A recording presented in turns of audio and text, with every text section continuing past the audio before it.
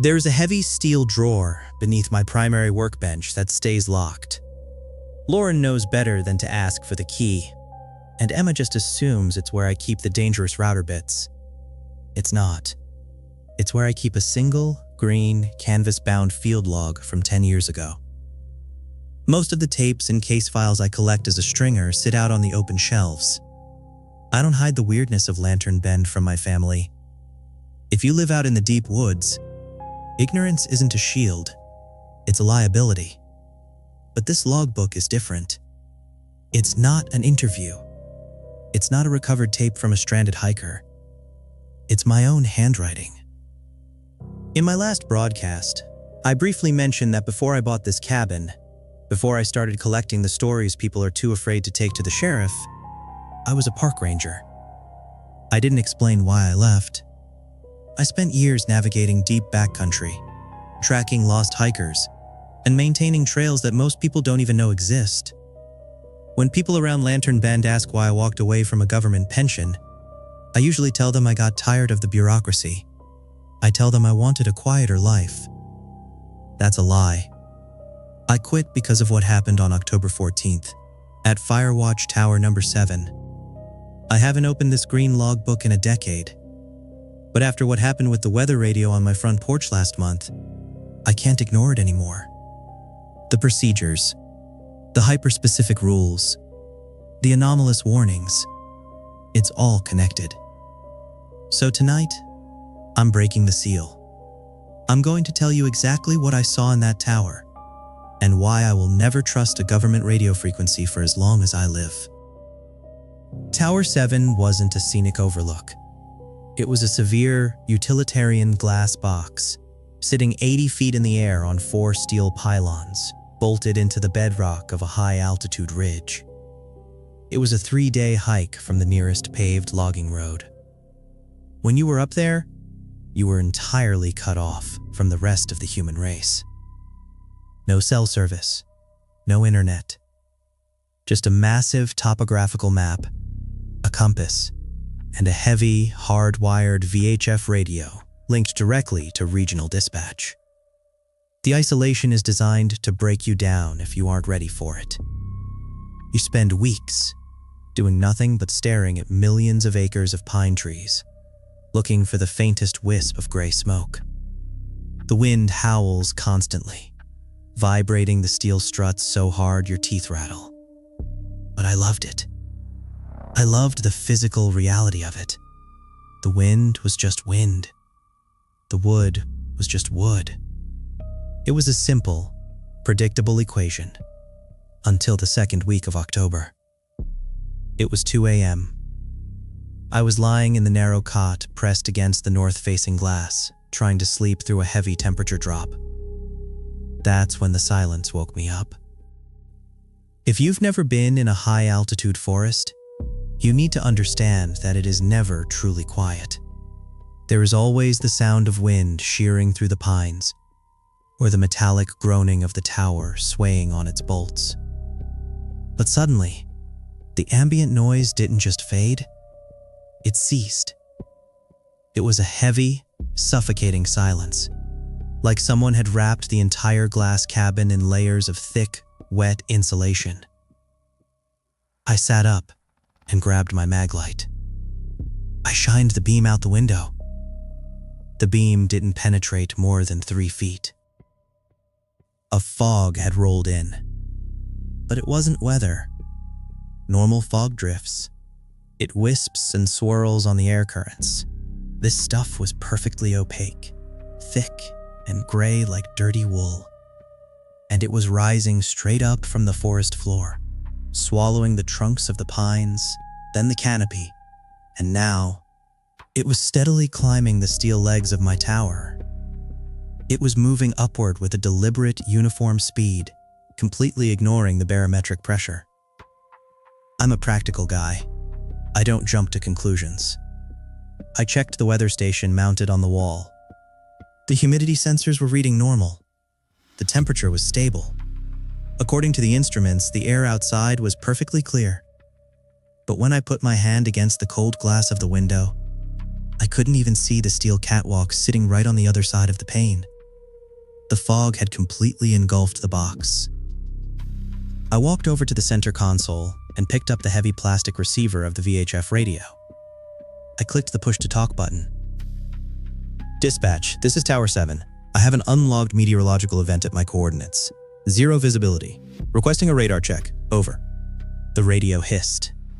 Usually, dispatch responds with the bored, tired voice of a guy working the graveyard shift drinking stale coffee. But the voice that came back through the speaker wasn't bored. It was entirely flat, monotone, like a pilot reading a pre-flight checklist. Tower 7, this is Regional Dispatch. We copy your transmission. Please confirm your current altitude. I frowned. The radio was hardlined. They knew exactly where I was and exactly how high the ridge was. Dispatch, my elevation is 6,400 feet. Again, I have a localized fog bank moving vertically against the wind currents. Are you painting anything on radar? Over. The radio clicked. The static hummed for 3 agonizingly long seconds.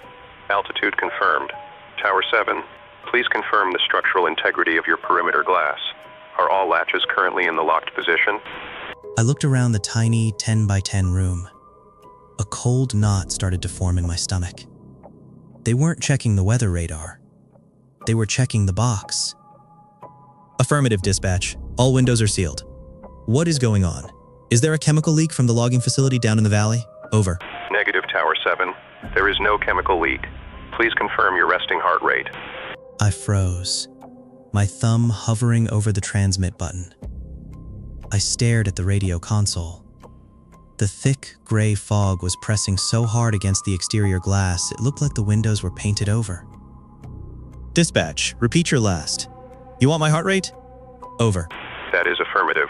Tower 7, please confirm your heart rate, followed by the exact number of teeth currently in your mouth. I stared at the plastic receiver in my hand. For a split second, my brain tried to process it as a joke. A graveyard shift prank by some bored dispatcher sitting in a basement 50 miles away. But the voice hadn't sounded bored. It didn't have the slight waver or inflection of someone trying not to laugh. It sounded like a machine reading a spreadsheet. Dispatch, identify yourself. If this is a joke, I'm logging it with the regional director. I have an unidentified mass outside my perimeter and 0 visibility. Cut the shit and give me a radar reading. Over. The static cut out completely. When the voice returned, it was somehow flatter, more hollow. Tower 7, failure to confirm dental count will result in a compliance penalty. Be advised, the exterior fog is a Class 3 acoustic conductor. Please lower your vocal volume. It can hear you speaking. I didn't lower my voice. I slammed the receiver down and slammed my hand onto the heavy red emergency lockdown button on the center console. It's a failsafe designed for severe crown fires. When you hit it, hydraulic motors drop half-inch steel storm shutters over every single glass pane in the tower, sealing you inside a fireproof box. The warning klaxon blared, a deafening siren echoing off the glass walls. The hydraulic motors whined to life beneath the floorboards. But the shutters didn't drop. Tower 7, lockdown override initiated from regional control. The shutters will remain open. The primary subject requires visual confirmation of the anomaly.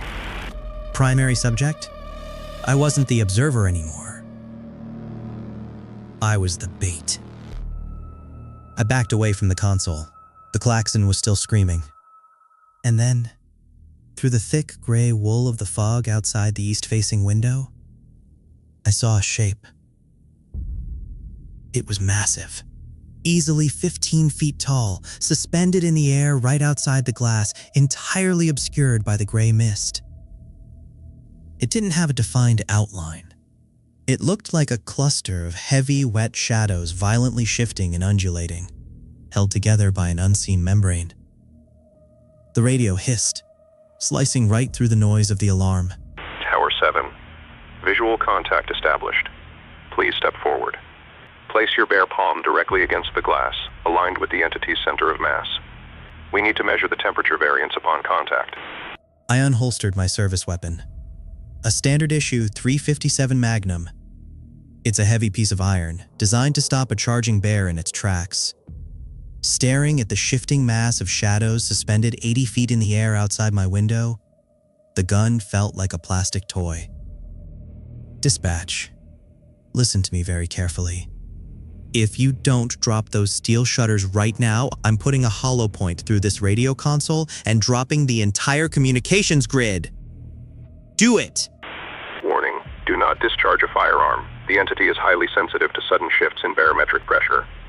If you break the glass, the perimeter will fail. The observation test will conclude. You will be consumed. I kept the gun raised. The shadows outside the window stopped shifting. The swirling fog seemed to freeze in place. Slowly, a single appendage pressed out of the mist and flattened itself against the reinforced exterior glass. It was a hand, but it was entirely black, slick like oil. The fingers were impossibly long, spreading out across the pane like spider legs, feeling the vibrations of the klaxon siren hitting the glass. It was less than 3 feet from my face. Tower 7. The entity is reading your elevated cortisol levels. It perceives you as prey. Please remove your jacket. We need to establish how long it takes for your core temperature to drop once it initiates the freezing cycle. I didn't take off my jacket. I didn't say a word. I stared at the impossibly long, slick fingers pressed against the outside of the glass. The pane was already beginning to frost over, thick, fractal patterns of ice spiderwebbing outward from wherever the black fingertips touched. The temperature in the tower plummeted. I could see my own breath pluming in the air. The radio hissed again, clinical and completely devoid of human empathy. Tower 7. Non-compliance noted. Be advised the glass will reach critical thermal stress in approximately 40 seconds. Once the perimeter shatters, remain seated. Your vital data is still actively transmitting. My vital data. They didn't care if I died. They just wanted to record the exact telemetry of how it happened. I lowered the pistol. Dispatch was right about one thing. If I fired the gun, the sound wave and the pressure shift would shatter the freezing glass instantly. I couldn't fight the thing outside, but I could fight the thing keeping me trapped in here with it. I holstered the gun and turned my back on the window. I stepped over to the emergency supply locker mounted on the interior wall. I wrenched the metal handle down, popped the door, and pulled out the heavy, red, carbon steel fire axe. I didn't look back at the glass. The ice was creeping across the entire eastern wall now, groaning and popping under the sheer thermal stress of whatever that entity was. I walked straight to the center console. The green light on the VHF radio blinked steadily, maintaining the hardline connection to regional control. Dispatch had said the lockdown override was initiated remotely. That meant the mechanical dead drops for the heavy steel storm shutters were being held open by an electronic signal. An electronic signal coming through the hardline. I raised the fire axe over my head. Tower 7. Desist immediately. Destruction of federal property will result in immediate termination of your contract and... I brought the carbon steel blade down as hard as I could, burying it dead center into the radio console. Plastic shattered, wires severed. The green light died instantly. I ripped the axe out and swung again, driving the blade directly into the heavy breaker box beneath the desk, severing the main power feed to the tower. The klaxon siren died mid-wail. The lights blew out. The entire tower was plunged into absolute, pitch-black silence. Without the electronic override holding them back, the heavy mechanical winch gears above the windows released. All 4 half-inch steel storm shutters dropped like guillotines. They slammed into the floor brackets with a concussive, bone-rattling boom that shook the entire tower. I stood in the dark, my chest heaving. The freezing air in the cabin immediately stabilized. The groaning of the stressed glass stopped. The entity was locked on the outside of half an inch of reinforced steel. I didn't open the shutters until 8 o'clock the next morning. When I finally threw the manual crank and raised the steel plates, the blinding morning sun poured into the cabin. The fog was completely gone. The forest stretched out for miles, green and quiet, totally undisturbed. I checked the glass on the east-facing window. It hadn't shattered, but right where that massive, oily hand had pressed against the pane, the glass wasn't frozen anymore. It was permanently warped, melted into the shape of a massive, multi-jointed handprint, like someone had pressed a hot iron against plastic. I packed my bag. I didn't radio for a relief chopper, mostly because the radio was in pieces on the floor, but also because I knew whoever was on the other end of that line wasn't coming to help me. I hiked the 3 days back to the logging road, drove into town, and resigned my commission. I told them I wanted a quieter life. That was 10 years ago. I thought leaving the service meant leaving the anomalies behind. I thought whatever organization was observing these things was strictly a government problem.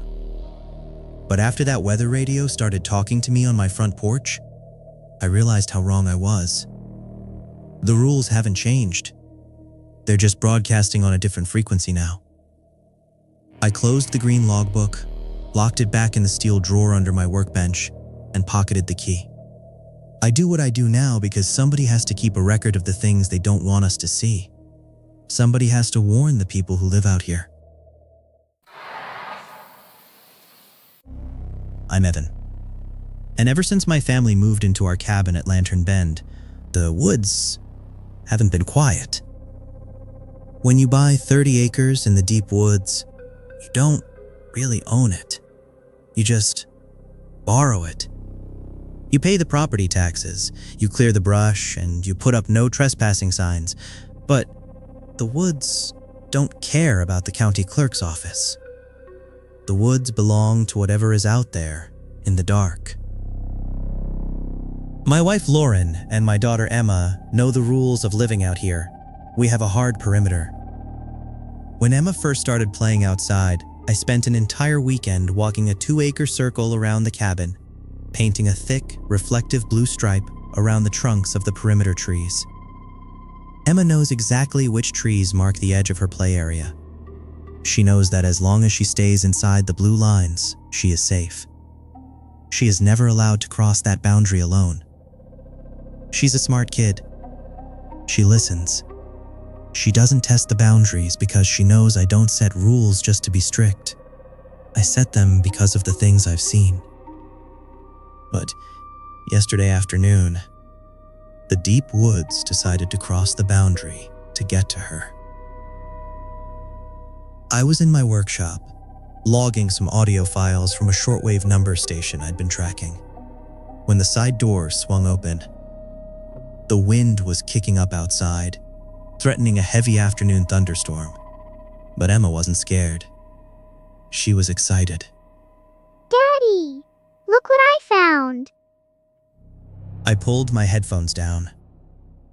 Hey kiddo, aren't you supposed to be inside before the rain hits? I was. But I found this tied to my blue tree. It has a reading game on it. Can you read it to me? She walked up to my workbench holding a strange, heavy red ribbon in her small hands. I reached out and took it from her. The moment it hit my palm, my stomach dropped. It wasn't cheap plastic logging tape. It was thick, heavy-duty industrial fabric. The kind of stuff designed to survive decades of harsh weather. And it was heavy. It was lined with a thin core of flexible lead shielding. Stamped into the rusted metal eyelet at the top was an official embossed government seal. Department of Natural Resources, Anomaly Containment. I kept my voice perfectly calm. That's a very cool ribbon, Em. But the storm is rolling in fast. Let's go see Mom and get you inside. I walked her out of the workshop and over to the back porch of the cabin. Lauren was standing at the screen door, wiping her hands on a dish towel. There you two are. Emma, get in here and wash your hands for lunch. Okay, I beat the rain. Emma ducked under Lauren's arm and ran into the kitchen. Lauren let the screen door shut, but she didn't turn around to follow her. She knows me too well. She took one look at my face, and her expression dropped. Evan? What is it? What's wrong? Somebody was on the property line. They tied this right over the blue paint. Keep the doors locked. I'm going to take a walk and see what they left behind. In this storm? Evan, the radar looks terrible. At least take the radio. I'm taking the shotgun. Lock the deadbolt behind me. Lauren didn't argue. She nodded, pulled the heavy interior door shut, and I heard the deadbolt slide into place with a loud, metallic clack. I went back to the workshop. I grabbed my 12-gauge off the rack, loaded it with heavy buckshot, slid my green logbook into my jacket pocket, and walked out into the trees. I needed to see exactly what the government had left on my property line. I started at the oak tree where Emma found the ribbon. The bark was scraped raw where someone, or something, had tied it tightly around the trunk. I looked out into the dense, untamed brush beyond the blue line. I hiked about 200 yards past Emma's play area, pushing through thick briars and heavy, overgrown pine branches. The woods out here are usually loud. Squirrels, crows, the wind rattling the dead branches. But the deeper I walked, the quieter it got. The air started to feel different. It felt heavy, pressing against my eardrums like when you drive too fast up a steep mountain road. It smelled faintly of ozone and old, tarnished copper. I pushed through a final wall of rhododendrons, and that's when I found the perimeter. It was a perfect, unnatural square cut right into the middle of the dense woods. It wasn't a clearing. The mature pines were still standing inside of it. But every single tree that formed the outer border of this invisible square had one of those heavy, lead-lined red ribbons nailed deep into its trunk. I stopped at the edge. The hairs on the back of my neck were standing straight up. The most disturbing part wasn't the ribbons. It was the ground. Inside the square, the normal bed of brown pine needles, dead leaves, and underbrush was completely gone. The forest floor was covered in a dense, spongy, rust-red moss. It didn't look like plant life. It looked like exposed flesh that was slowly bleeding into the dirt, pulsing very faintly in the dim light of the overcast sky. Dead center, in the middle of the red moss, was a massive, ancient oak tree. It was completely dead, stripped of all its bark, standing like a giant bone in the center of the quarantine zone. Nailed to the trunk, right at eye level, was a thick aluminum placard. I didn't step on the moss. My instincts as a ranger were screaming at me to stay on normal dirt. I walked carefully around the outside of the perimeter, keeping my boots firmly on the brown pine needles, until I was close enough to read the placard through the scope of my rifle. The metal was heavily weathered, pitted with oxidation, like it had been hanging there for decades before I ever bought this land. But the stamped black letters were still perfectly legible. It read, "Warning, temporal and spatial hazard. Do not enter without clearance." Below that, stamped in heavy, unforgiving block letters, were 3 rules. Rule 1, do not cast a shadow on the red moss. Rule 2, maintain temporal alignment. Blink every 4 seconds. Rule 3, if you hear the surveyor, do not face magnetic north. I lowered the rifle. I pulled out my logbook and a pen. I started copying the rules down word for word, planning to take the exact GPS coordinates to my contact at the sheriff's office and demand to know why the DNR had an active containment zone 200 yards from where my daughter plays. I was furious. I was so focused on writing the rules down, pressing the pen hard into the paper, that I completely ignored my peripheral vision. I didn't pay attention to the sky. It was around 2 o'clock in the afternoon. The heavy rain clouds that had been threatening to break finally shifted, parting just enough to let a harsh, blinding ray of afternoon sun pierce through the canopy. The angle of the light dropped perfectly through the trees, stretching my silhouette out across the dirt. And the top of my shadow touched the edge of the red moss. The environment didn't just change, it skipped. Have you ever been listening to a scratched CD when it violently jumps to the next track, jarring your entire brain? That's what it felt like physically. The instant my shadow touched the moss, the warm afternoon sun vanished.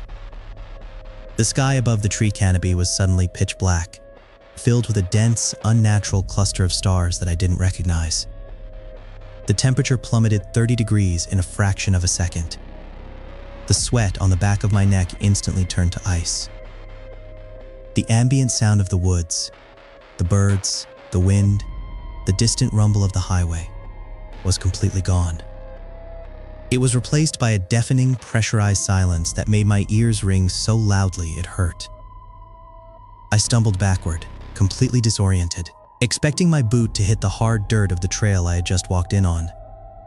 But my heel sank into something soft, something spongy. I looked down. The red moss wasn't just inside the square anymore. It had expanded. It was everywhere. It stretched out into the darkness as far as I could see. I had triggered the spatial hazard. I was trapped inside the grid. Panic is a physical thing. It starts in your chest and shoots down your arms. My breathing hitched. I took a deep, ragged breath of the freezing air, and without thinking, I blinked. When my eyes opened, the trees had moved. The dead oak with the aluminum placard wasn't 10 feet away in front of me anymore. It was 50 feet away, off to my far left. A massive cluster of pines that hadn't been there a second ago was now blocking my path back toward the cabin. The layout of the forest had completely rearranged itself in the fraction of a second my eyes were closed. Rule number 2. Maintain temporal alignment. Blink every 4 seconds. I squeezed my eyes shut, gripped the shotgun, and started counting in my head. 1, 2, 3, 4. I forced my eyelids open. The trees shifted again. A massive pine trunk materialized just inches from my shoulder, its rough bark violently brushing against my jacket.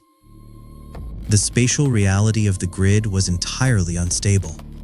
It wasn't a static location. It was a kaleidoscope. If I blinked too fast or too slow, the woods reset. The anomaly was trying to bury me alive inside a shifting maze of wood. I had to keep a rhythm. 1, 2, 3, 4. Blink. I took a cautious step forward, my boots squelching in the sickeningly soft red moss. 1, 2, 3, 4. Blink. The landscape jumped again. This time, when my eyes opened, I saw it. Standing about 60 yards away, barely visible in the starlight, was a figure. It was impossibly tall and thin.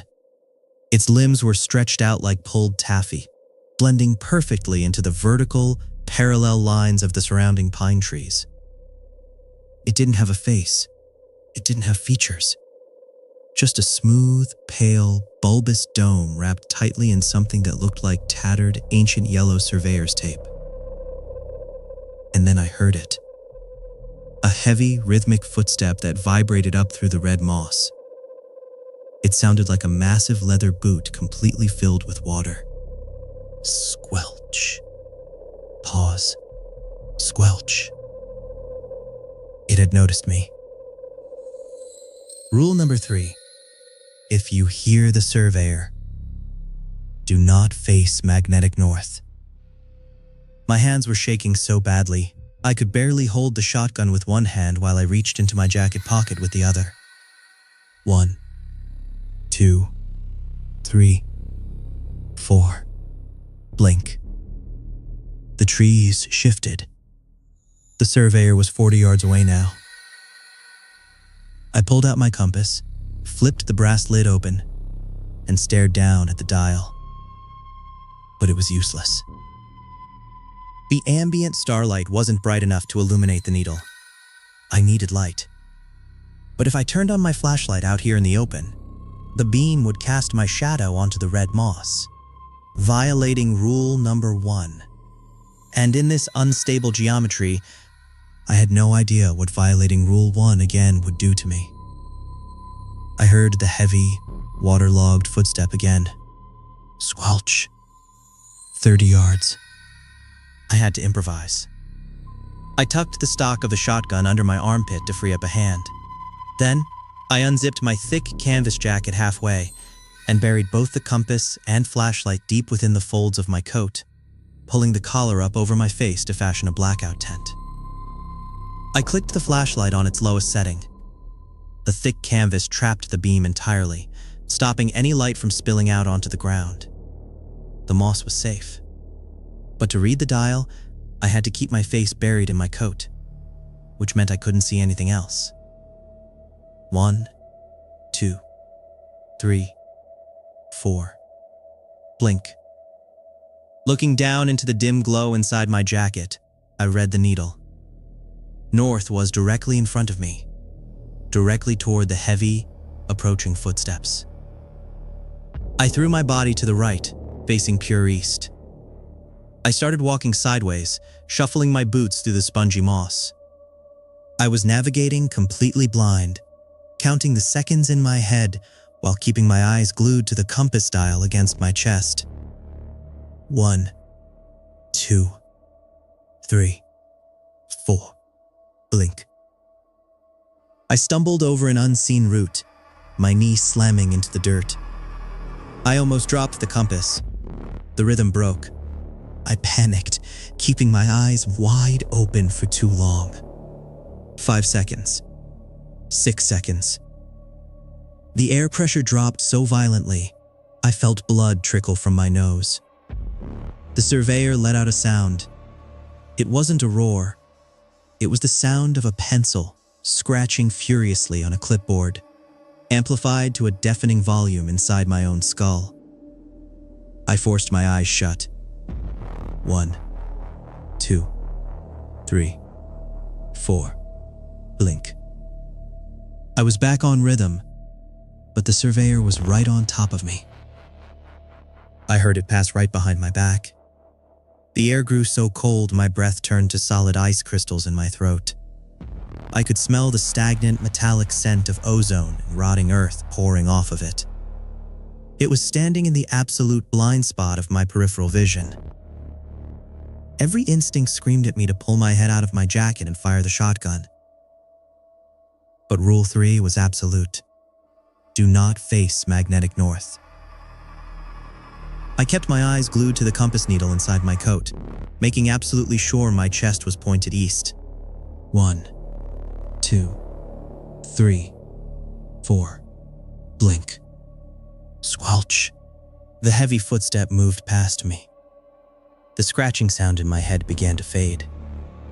I kept shuffling sideways. 1, 2, 3, 4. Blink. My boot hit something hard. It didn't squelch. It crunched. Dirt. Normal, dry dirt. I stumbled backward and fell flat on my back, pulling my head out of my coat. The deafening, pressurized silence shattered instantly. The sound of the wind, the distant highway, and the rustling leaves came rushing back into my ears like a physical wave, hitting me so hard I gasped for air. I clicked the flashlight off and scrambled backward on my hands and knees. I was sitting on regular brown pine needles. 10 feet in front of me, the red moss ended in a perfect, unnatural square. The grid was empty. The dead oak tree was back in the center. The surveyor was gone. I lay there in the dirt for a long time, staring up at the canopy, trying to get my heart rate under control. The adrenaline was slowly draining out of my system, leaving me exhausted and shaking.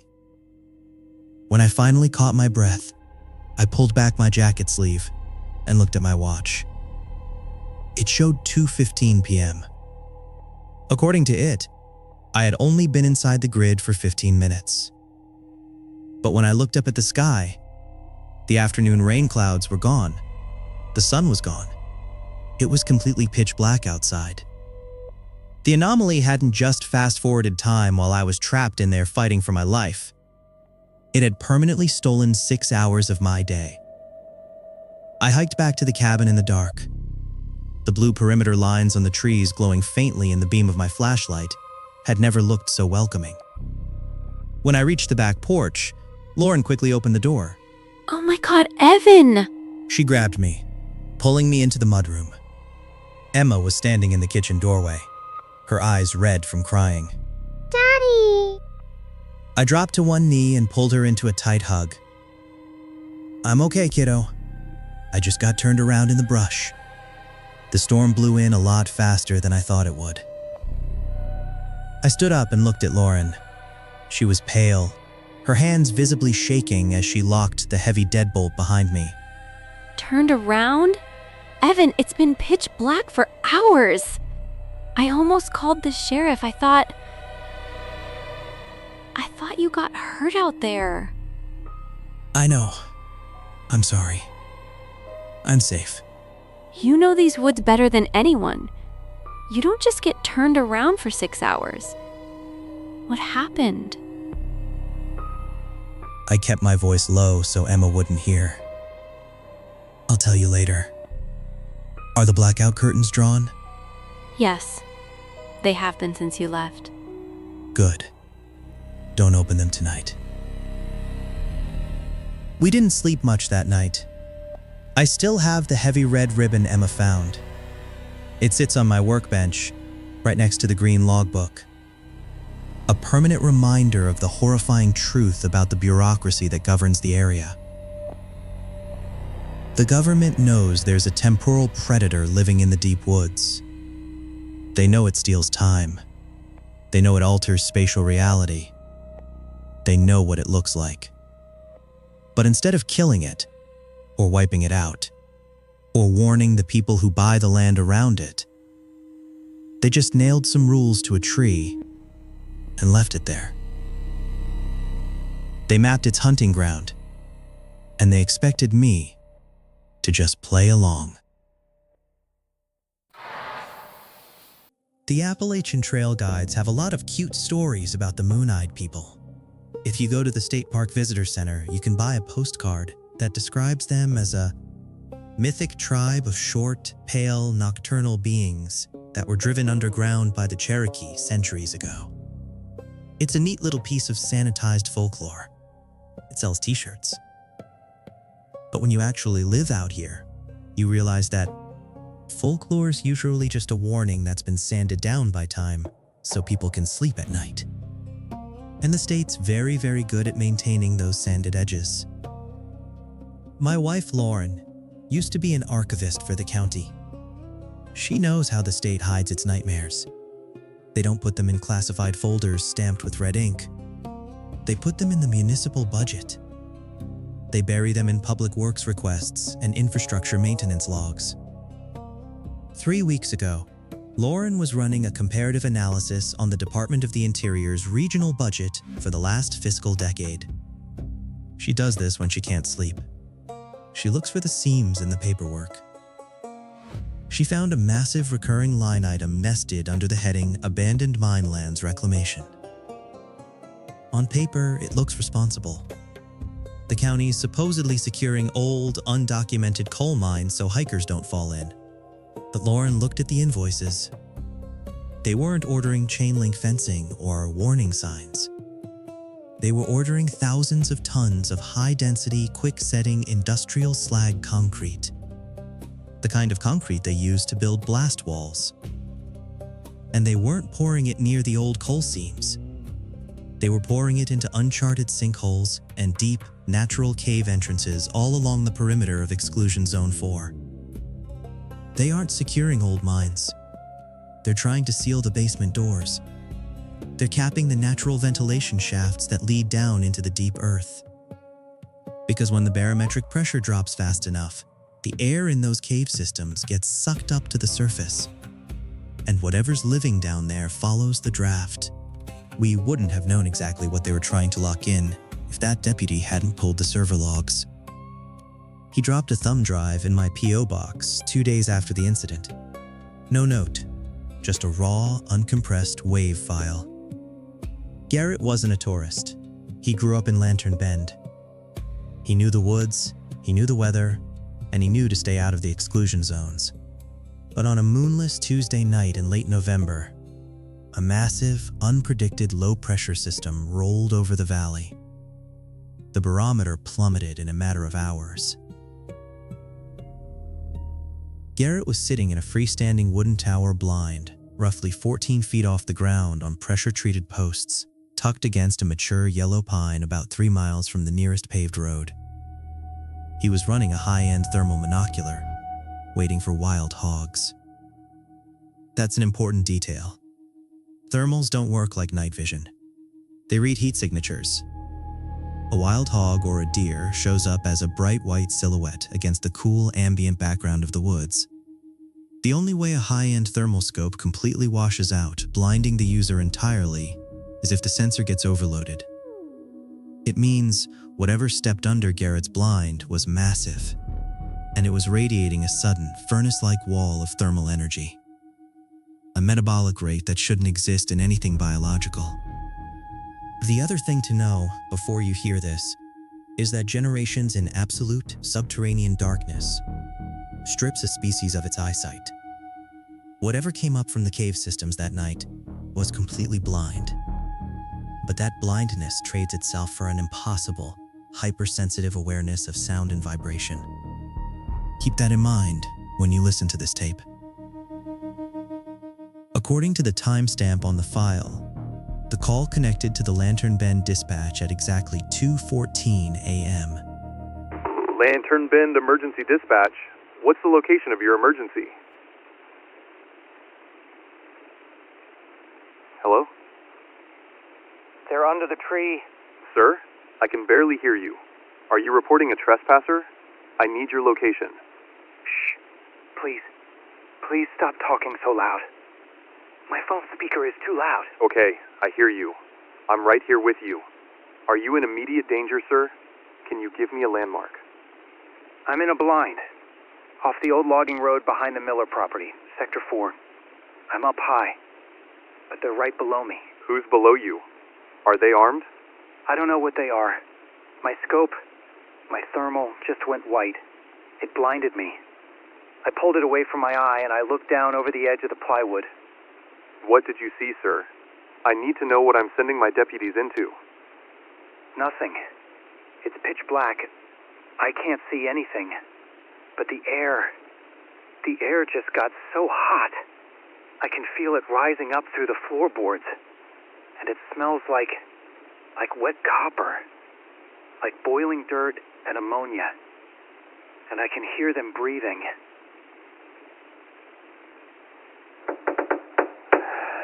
Oh, God. They heard that. They heard the wood. Sir, don't move. I'm pinging your phone's GPS right now. Do you have a weapon? I have a rifle, 30-06, but I can't use it. Sir, if you're in immediate physical danger, you have the right to defend yourself. You don't understand. If I shoot, the flash is going to light up the ground. I don't want to see them. I don't want to know what they look like.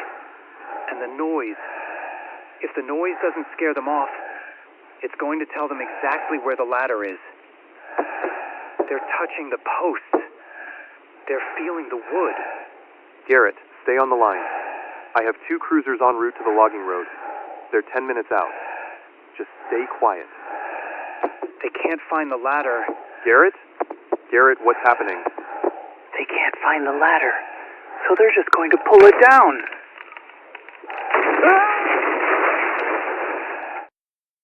I drove out to Sector 4 the next morning.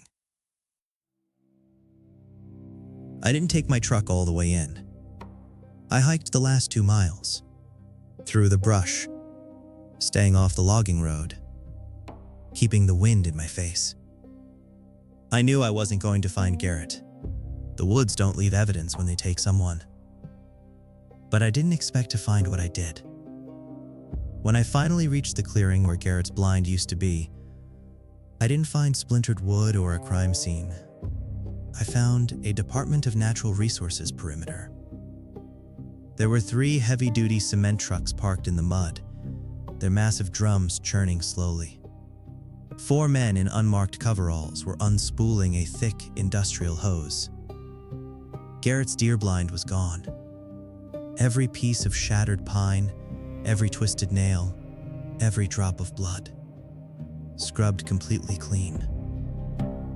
Where the blind used to stand, there was a hole in the earth. It wasn't a sinkhole. It was a breach. It was 20 feet across, the edges crumbling and clawed out from the inside. A tunnel leading straight down into the pitch-black basement of the mountain, still venting thick, foul-smelling steam into the freezing morning air. The men in the coveralls weren't looking for Garrett. They were feeding that massive hose into the breach. I sat in the brush, watching through my binoculars as they pumped 40 tons of quick-setting industrial slag concrete directly into the tunnel. They poured it until the hole was filled flush with the topsoil. Then they packed it down, covered it with dead pine needles, and drove away. The official police report, filed 3 days later, listed Garrett as a missing person. The report stated his deer blind had likely collapsed due to severe structural rot, and that he had wandered off into the woods in a state of disorientation. The report is the system's immune response. It describes what the state can survive knowing. The state can survive a hunter getting lost in the woods. It can't survive the public knowing that there are blind, subterranean giants digging their way up from the cave systems, pulling down architecture with their bare hands to get to the meat inside. So they pour concrete. They seal the doors. And they hope the things underneath us decide to dig in a different direction next time the pressure drops.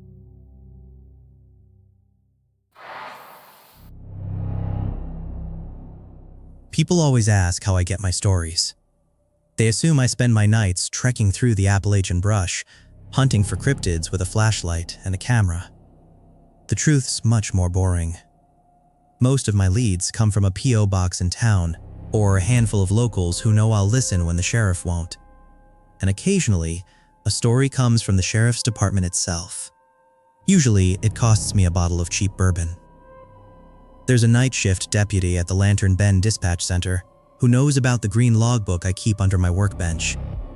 He knows my history as a ranger, and he knows I don't ask questions about where the audio files he slips me come from. 2 days ago, I found a plain USB drive sitting on the passenger seat of my unlocked truck. There was no note, just a single audio file, titled Incident 404, Do Not Archive. When I plugged it into my air-gapped laptop in the workshop, I checked the metadata first. The file was recorded only 48 hours prior. This wasn't some cold case from the 90s. This was happening right now, in our backyard. The tape's a 911 call from a woman living in a solitary, single-story ranch house on the extreme northern edge of the Lantern Bend Valley. The first 3 minutes of the call sound exactly like a standard Prowler report. The operator is calm, empathetic, and professional. But I want you to pay very close attention to the exact moment the operator's tone changes. I want you to listen to how fast the empathy disappears when the dispatcher realizes what's actually standing in this woman's backyard, and what questions he asks to confirm it. I haven't edited the audio. I haven't cut out the dead air. This is the raw dispatch feed. Listen closely. Lantern Bend 911, what's the location of your emergency? Yes, hi. I need a squad car sent out to 4210 Miller Creek Road. There's someone in my backyard. Okay, I'm getting a unit dispatched to your location right now. Can I get your first name? Sarah. Okay, Sarah, are you currently inside the house? Yes, I'm in the kitchen. I've got the lights off. I'm hiding behind the island. That's good. Stay out of sight. I need you to verify that all your doors and windows are locked, including the deadbolts. Can you do that for me? I did. I locked them as soon as the motion light kicked on. He's just standing there, at the edge of the tree line. It's pouring rain and he isn't even moving. He's just staring at my back porch. I know it's frightening, Sarah, but you're doing exactly what you need to do. A deputy is en route and should be there in approximately 12 minutes. Are you alone in the house? Yes. My husband works the graveyard shift at the mill. It's just me. Please, can you tell them to hurry? He just took a step out of the trees. They're driving as fast as the weather permits, ma'am. Can you give me a physical description of the prowler? What's he wearing? He's wearing a yellow raincoat, like one of those old heavy rubber ones fishers wear. But, oh my God, he's so tall. He has to be almost 7 feet tall. Okay, a tall male in a yellow raincoat. Is he carrying anything in his hands? I don't think so. His arms are hanging straight down, but they're too long. His fingers are practically touching his knees. And the way he's moving, it's wrong. It's jerky, like he's lagging or stuttering. Ma'am, I need you to look at the rain around the subject. Is the rain hitting him normally? What? What kind of question is that? Please, ma'am, look at the rain hitting the yellow coat. Is it splashing? No, it's not. The rain's just sliding around him, like he's inside a bubble. He's standing directly under the security floodlight now. He's looking right at the kitchen window. Okay, can you see his face? The light is hitting his face perfectly, but his eyes, there aren't any pupils. They're completely white, like milk. And his jaw... Ma'am, what about his jaw? It's broken. It has to be broken. It's hanging completely unhinged, resting all the way down against his chest. His mouth is just a massive, black hole. What's wrong with him? Ma'am. He just smiled. Oh my God, how is he smiling with his jaw like that? Ma'am, stop looking at the subject. Please, you need to get someone out here right now. He's walking toward the house. Sarah, listen to me very carefully. I'm overriding the patrol dispatch. I'm initiating Protocol Black. You need to step away from the exterior walls immediately. What? Protocol Black? What are you talking about? Where are the police? The police aren't coming to your residence. If they approach the perimeter, the entity will perceive them as a threat and it'll breach your home. Do exactly as I say and you'll survive the night. I need you to find a corded landline telephone. Do you have a corded landline in the house? Let's pause here for a second. Listen to the dispatcher's voice. The second Sarah mentioned the unhinged jaw and the white eyes, he completely dropped the customer service empathy. He didn't ask his supervisor for advice. He didn't sound confused. He instantly read from a deeply ingrained, highly classified protocol. He knew exactly what was standing on her lawn, and he knew a squad car full of deputies with 9mm wasn't going to stop it. Did you notice the question about the rain? The dispatcher wasn't looking for a physical description anymore. He was looking for an anomaly confirmation. He knew this thing disrupted localized barometric pressure. I'm gonna play the next segment. Before I do, you need to know that I ran this audio file through a spectrogram program in my workshop. When the dispatcher initiates Protocol Black, a heavy, rhythmic static starts building in the background of the call. It sounds like interference from the storm. It isn't. When you isolate that frequency on a graph, the static forms perfect, uniform geometric blocks. It's a mechanical jamming signal. The entity wasn't just walking up to her house. It was actively trying to isolate her communication. I've got the phone. It's in the hallway. It's plugged into the wall. Good. I need you to take the coiled cord and wrap it tightly around your left wrist. Wrap it 3 times. Do not let go of the receiver under any circumstances. Why? What's happening? If the entity breaches the structure, the hard line is grounded. It can't manipulate your internal electrical currents if you're physically tethered to the copper wiring in the wall. Do you understand? It's on the porch. Oh God, it's right outside the door. I can hear it breathing. Sarah, open the door. I forgot my keys at the mill. That's my husband's voice. How's it doing that?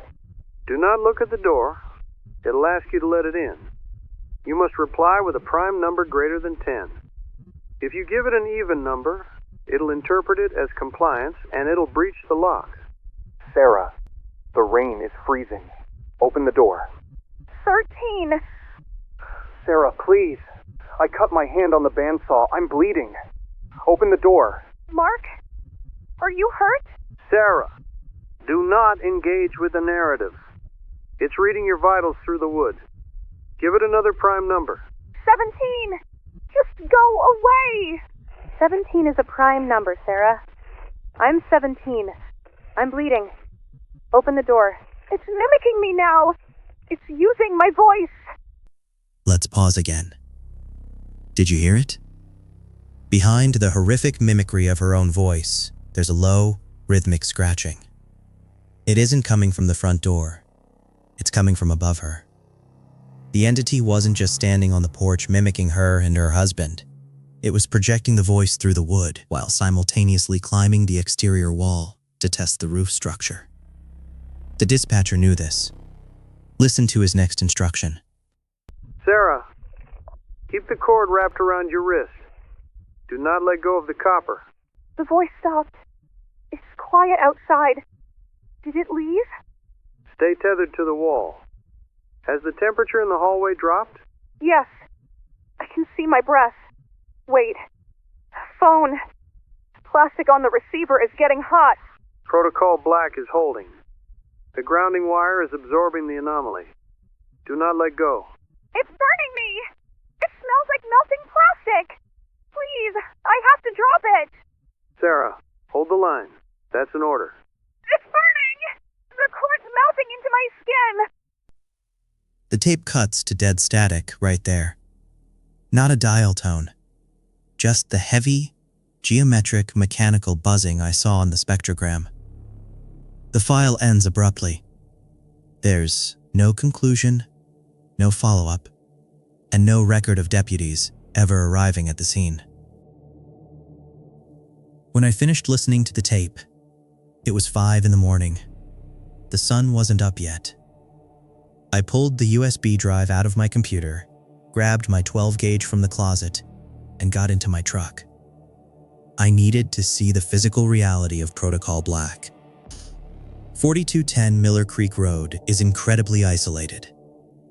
It sits at the end of a heavily wooded dirt road, miles away from the nearest neighbor. When I parked my truck a quarter mile down the road and hiked the rest of the way in, the first thing I noticed was the silence. The deep woods are never truly quiet, even before dawn. But here, there were no crickets, no wind in the pines. The air felt heavy and dense, like the static pressure you feel right before a massive lightning strike. As I crept through the brush toward the property line, I saw a vehicle idling in the driveway. It was a late-model Ford F-150, Mark's truck. The headlights were off, but the engine was running. I approached it slowly, shotgun raised. The driver's side door was hanging wide open. The interior was empty, but the keys were in the ignition, and a thermos of coffee was sitting in the cup holder, still steaming. Mark had come home from his graveyard shift, but he never made it inside. I moved past the truck, approaching from the rear tree line, moving exactly where Sarah said the entity had been standing. The grass wasn't just trampled. The mud was compressed into deep, unnatural divots, and every single pine tree facing the house had its bark completely stripped bare on one side, like it had been sandblasted by a localized tornado. I kept the shotgun leveled and stepped onto the back porch. I looked up at the security floodlight. It wasn't shattered. The glass bulb had completely melted, dripping down the vinyl siding like a massive glass stalactite. I tested the handle on the back door. It was unlocked. I pushed it open and stepped into the kitchen. The house was dead quiet. There was no sign of a physical struggle. No overturned furniture, no blood. But the smell was overwhelming. It smelled intensely of ozone, burnt copper, and melting plastic. I walked past the stove. The digital clock was strobing rapidly, cycling through numbers that don't exist on a 12-hour format. I moved into the living room. The drywall was completely intact, but every single reflective surface in the room, the television screen, the glass over the picture frames, the large mirror above the mantel, was completely spiderwebbed with fractal cracks. The entity hadn't just jammed the radio signals. It had violently distorted the optical reflections in the house. I moved slowly into the hallway. I found the phone jack on the wall. It was a blackened crater. The plastic housing had completely vaporized. But the cord wasn't missing. The coiled wire was fused directly into the hardwood floor, branded into the planks like a black vein trailing down the hall toward the master bedroom. I followed it. I placed my boots carefully, avoiding the creaking floorboards. The closer I got to the bedroom, the colder the air became. I reached the doorway and pushed the heavy oak door open with the barrel of my shotgun. The bedroom was the epicenter. The mattress was scorched black. In the center of the rug, the plastic phone receiver had melted into a thick, toxic puddle. And sitting perfectly in the center of that melted plastic was a pile of fine, white ash. Sitting completely untouched on top of the ash was a gold wedding band. I stood there, trying to process the sheer thermal energy required to vaporize a human being while leaving the surrounding carpet intact. Whatever electrical current that entity had pushed into the house, the copper wire had absorbed it. But Sarah wasn't just holding the wire. She was the fuse. I heard a sharp crack above my head. I shined my mag light up at the ceiling. The drywall was heavily bowed downward, cracking under an immense, localized weight. The entity hadn't breached the door. It had breached the attic. I stepped back into the hallway, positioned myself directly beneath the attic pull-down hatch, and reached up to unlatch it. As soon as I pulled the wooden stairs down, a wave of freezing, putrid air hit me in the face. I raised the shotgun with one hand and shined the light up into the rafters. The attic was empty, but the thick copper wiring running along the roof joists was completely coated in a slick, black, oil-like residue. The entity hadn't left the house. It had been sucked directly into the structural grounding wire. Before I could push up into the attic to investigate further, I heard the heavy crunch of gravel outside. I silently pushed the attic stairs back up, clicking the latch into place. I moved to the front window of the bedroom and peered through the blinds. A plain, unmarked white utility van had just pulled into the driveway, parking directly behind Mark's idling truck. Two men stepped out. They weren't wearing sheriff's uniforms or EMT jackets. They were wearing heavy insulated rubber lineman suits, the kind designed to handle high-voltage electrical lines. One of them was sweeping the yard with a heavy Geiger counter-like device. The other was carrying a massive lead-lined lockbox wrapped in heavy grounding chains. The front door unlocked. They had a key. I didn't have time to make it to the back door. I backed into the master bathroom, pulling the door almost completely shut, leaving a half-inch gap to look through, and held my breath.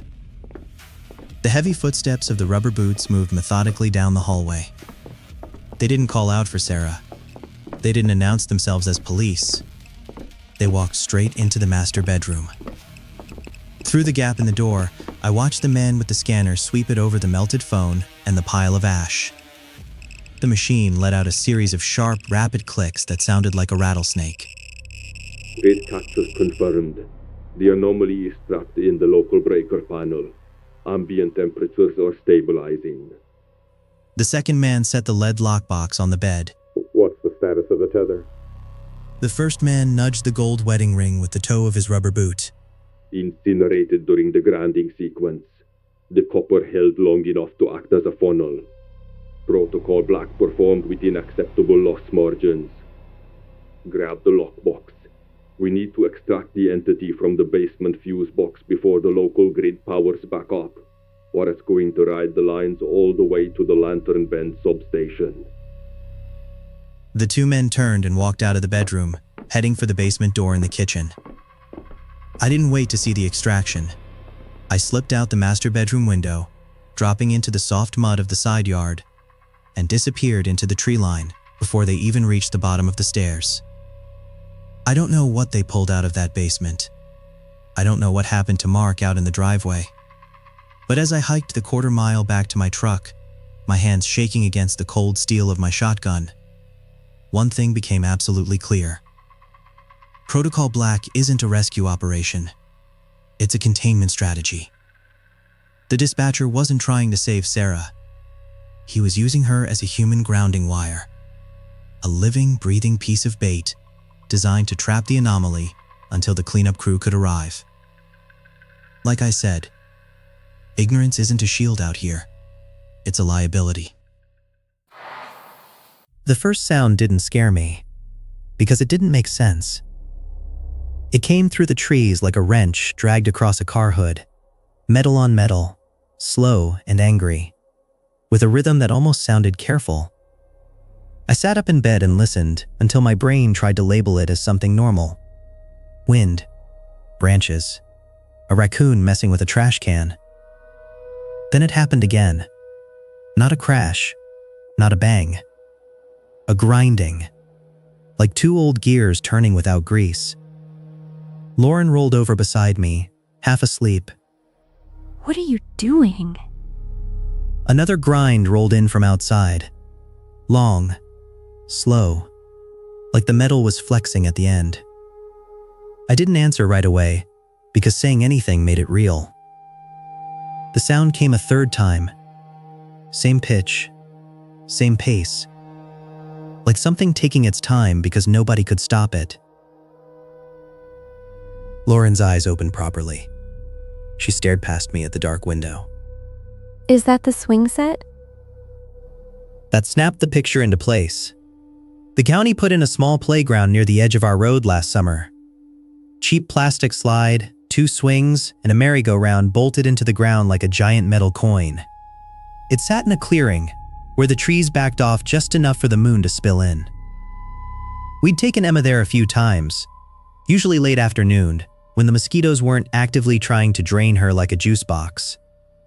The merry-go-round always squealed a little. The bearings were already failing. This sounded like that, except more forced. I checked the clock, 2:17 a.m. I tried to keep my voice calm. Too calm. Probably teenagers. Lauren sat up, hair a mess, face sharp now. At 2 a.m? In the cold? The grinding stopped. That should have been relief. It wasn't. The quiet felt like something pausing to listen back. Then the metal squealed again, and there was another sound underneath it, like a shoe dragging on gravel. Lauren's voice dropped. You hear that? Yeah. I slid out of bed, pulled on jeans, and grabbed my flashlight. Practical. Simple. Just a noise, check it, go back to bed. That was the lie I told myself so I could move.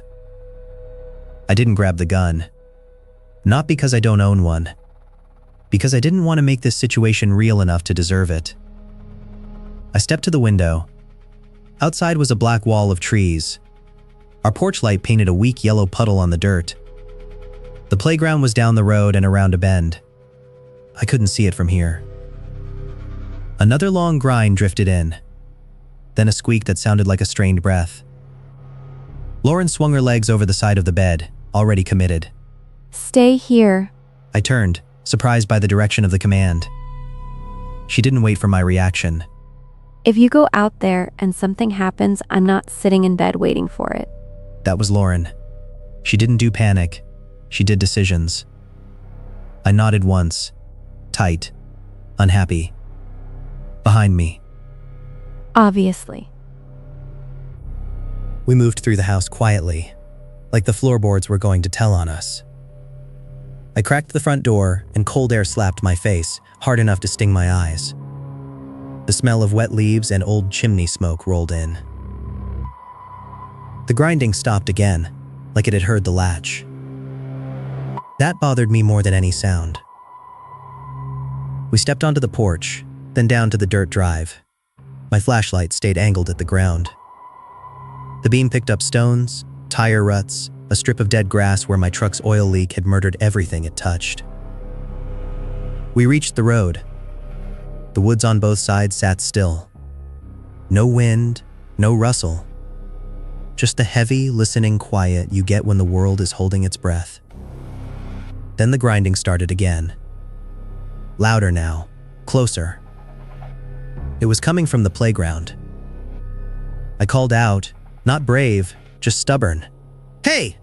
The grinding didn't stop. We rounded the bend. The playground sat empty in moonlight. Frost-silvered grass, black silhouettes of equipment.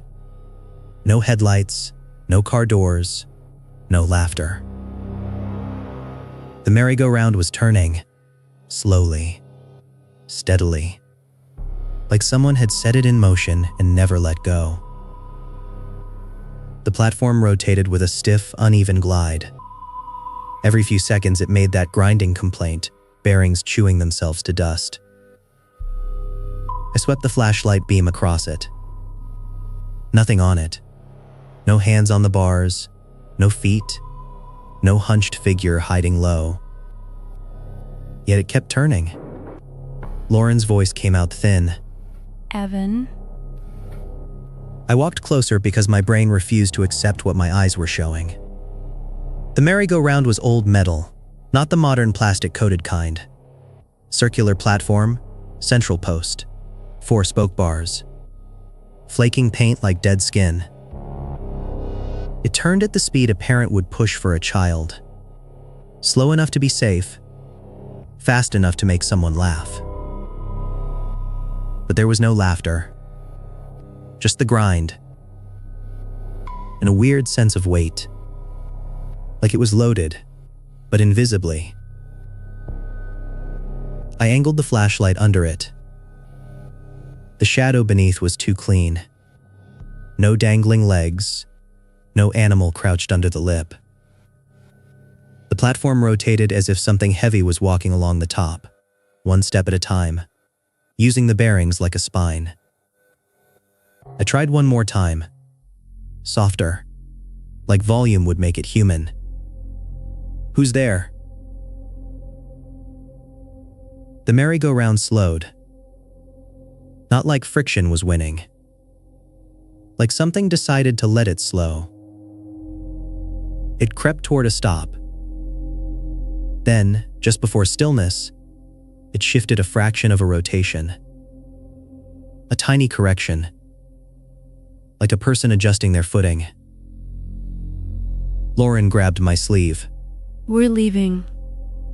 I backed up, keeping the light on it, waiting for a face to pop up with a laugh. Waiting for an explanation that didn't involve anything supernatural or stupid. The platform turned one more quarter rotation by itself. Then stopped perfectly. And the grinding ceased. The silence felt manufactured, like a door gently closed. We walked back fast but not running. Running would mean we believed something was behind us. Inside the cabin, I locked the door, then the deadbolt, then the chain. Even though the chain was basically decorative. Lauren leaned against the wall and stared at me like I'd brought something home on my boots. Tell me you saw somebody. I didn't. Her jaw flexed, and she nodded once, filing it away under something she'd punish later, with logic and coffee. A door creaked down the hall. Emma's small voice floated out, sleepy and uncertain. Daddy? I forced warmth into my face and walked to her doorway. She stood there in pajamas, clutching her stuffed rabbit by one ear, hair sticking up like a dandelion puff. I crouched. Is the park hungry again? My breath caught. Lauren appeared behind me, silent. I kept my voice steady, calm, ordinary. What do you mean, hungry? Emma's eyes tracked past me, toward the front of the house. It squeaks when it's hungry. That's just rust, Em. Emma shook her head, slow and serious. Not rusty. Hungry. Lauren's voice stayed careful. When did you hear it? When the moon is on it, it goes around and around like it's looking for the right spot.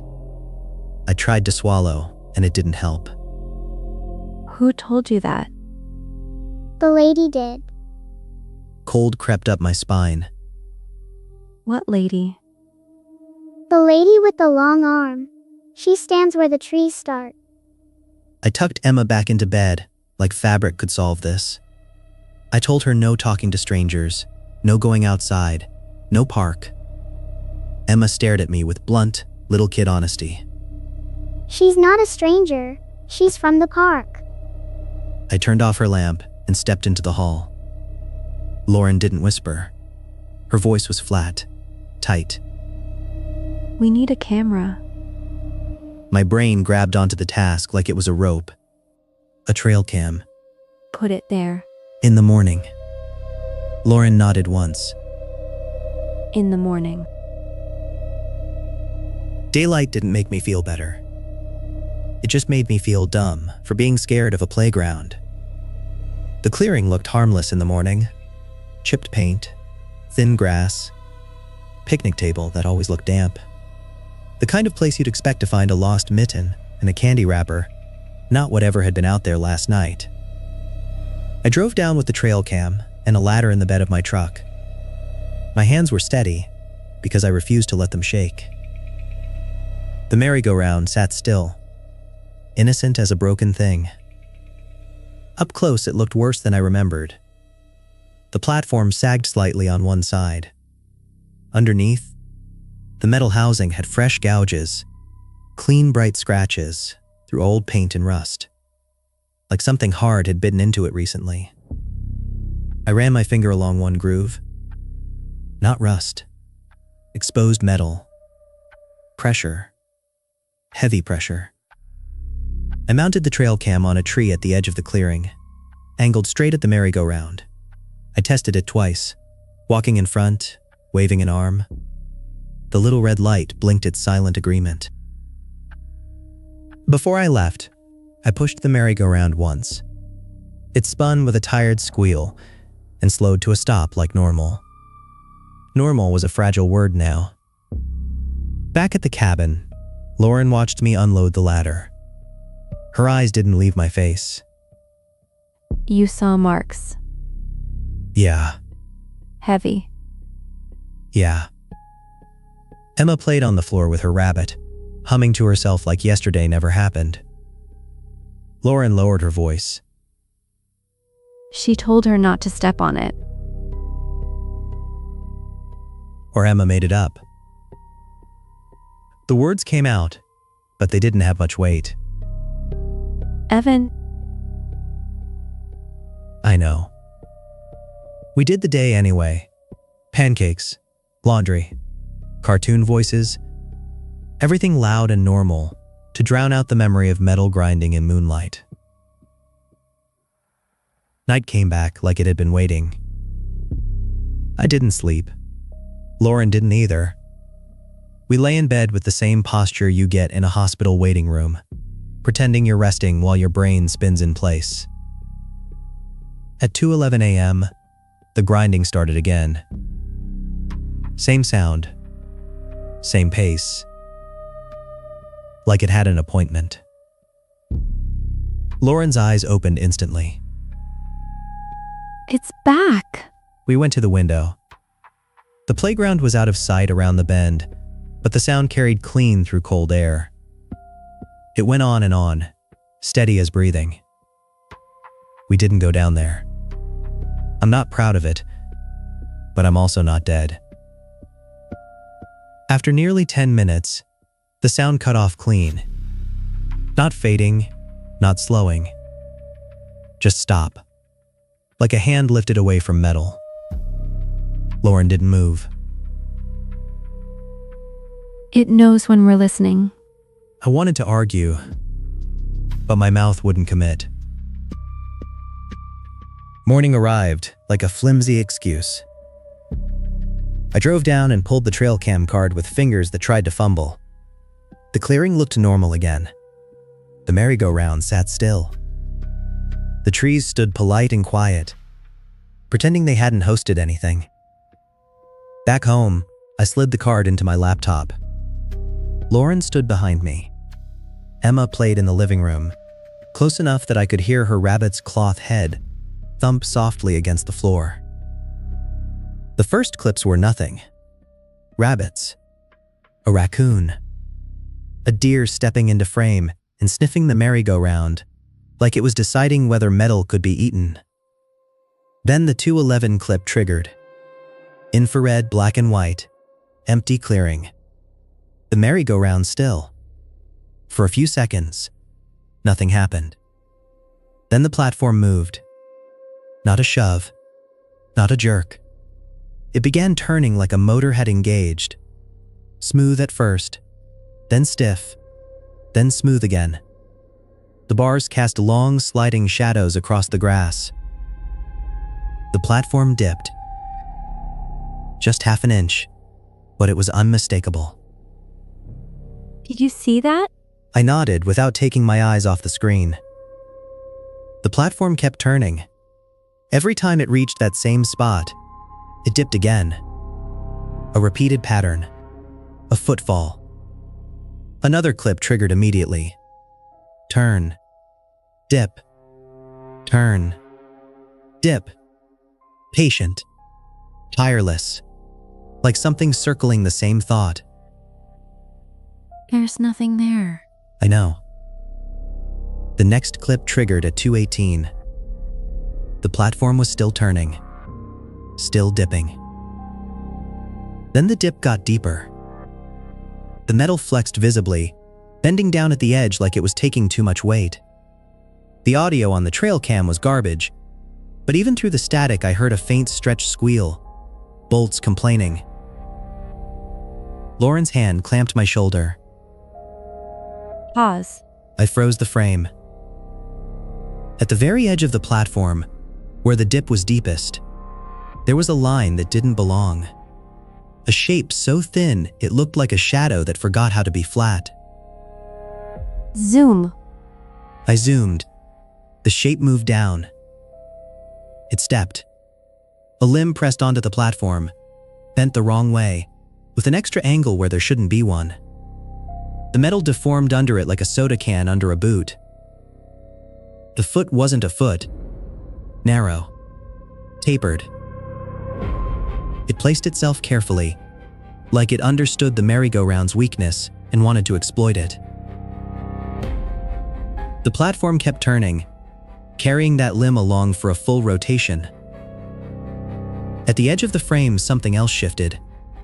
Just enough to suggest the limb was attached to something standing just out of view. Lauren's breath hitched. Sharp and ugly. No. I rewound. Frame by frame. There was no approach. No body crossing the clearing. No movement through the trees. The limb simply appeared, coming down from above the platform like it had been waiting overhead. Like it had been hanging there, invisible. It's not an animal. No. And it's talking to Emma. That was the part that made my chest tighten. Not the limb. Not the metal deforming. The fact that my daughter had a name for it. I called the county with the voice I use when I'm buying lumber or arguing about a bill. Flat. Practical. No nonsense. I didn't say haunted. I didn't say limb. I said structural damage and safety hazard. I mentioned fresh gouges and possible vandalism. I gave the exact location and asked when someone could get out there. The woman on the other end sounded bored enough to fall asleep mid-sentence. Sometime this week. Sometime. I hung up and stared at my phone like it had betrayed me personally. Lauren didn't wait for my report. She was already packing a bag for Emma with brisk, angry motions. Okay, we're going to Megan's. Today? Now. I wanted to argue, but the video was still open on my laptop, paused on a bent limb crushing metal like it was soft. Okay. Emma wandered into the kitchen, rubbing her eyes. Are we going to the park? Lauren's smile snapped into place like a mask. We're going on a little trip, sweetie. Can we stop at the park first? My stomach clenched. I kept my voice gentle. Not today. Park's closed. Because it's hungry? I crouched to her level and forced calm into every word.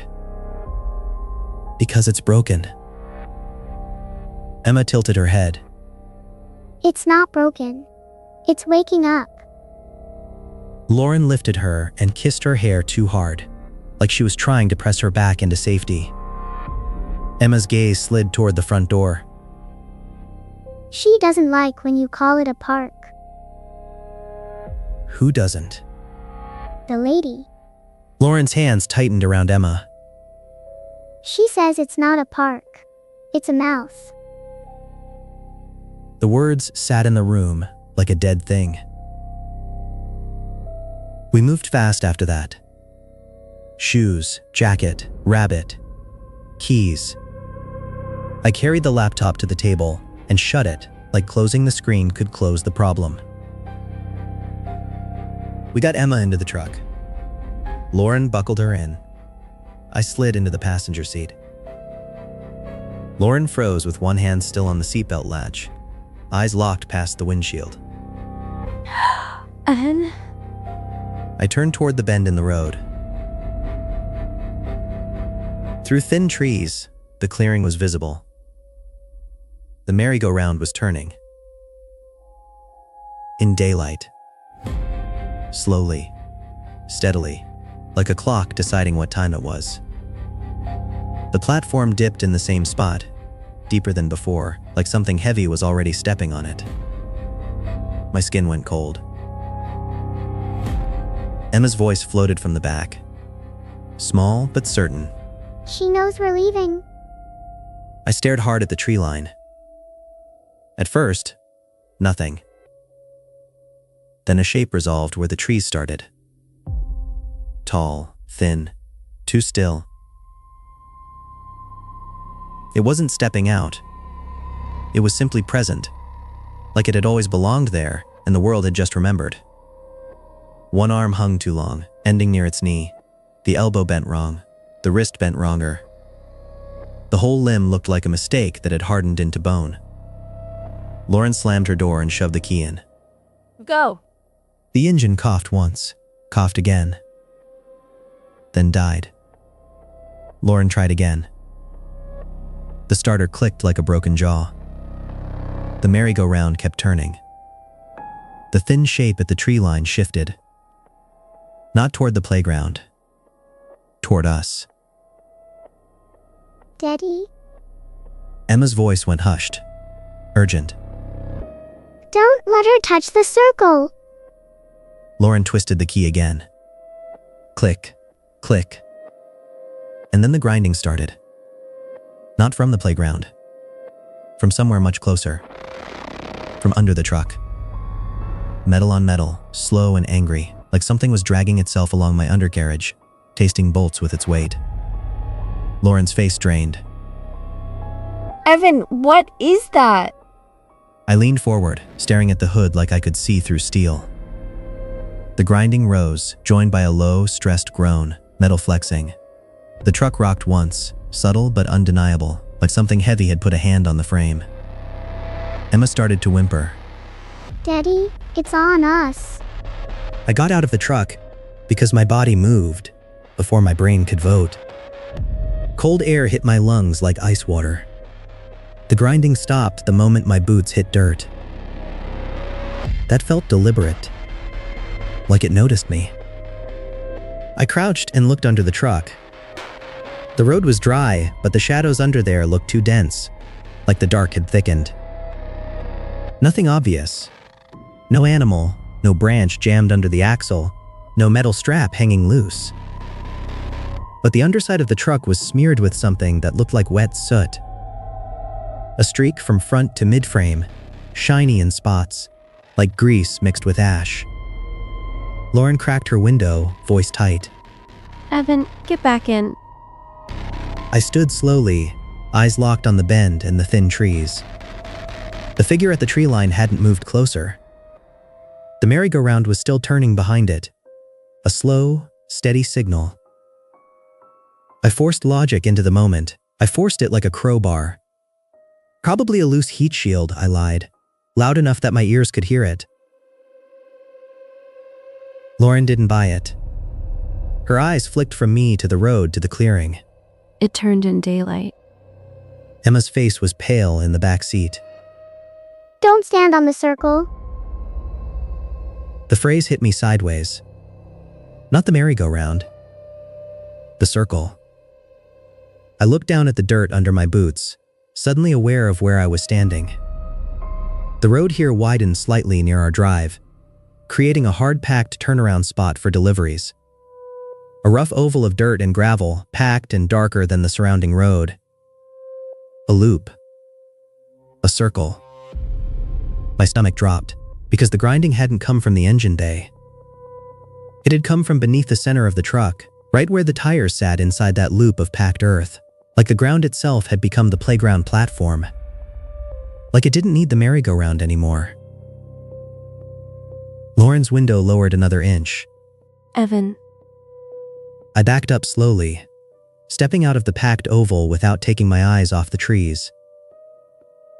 The instant my foot hit looser gravel beyond the loop, the air seemed to thin. My ears popped like pressure changing. The merry-go-round in the distance slowed, not stopping. Just listening. Lauren's voice sharpened. Get in. Now. I reached for the passenger door handle. The grinding started again. Not under the truck, under my feet. A vibration came up through the dirt like a big machine starting beneath the road. The packed oval darkened, the surface tightening, smoothing, becoming something more uniform than dirt should be. The smell hit next, hot metal and old pennies, like blood on a radiator. I yanked the door open.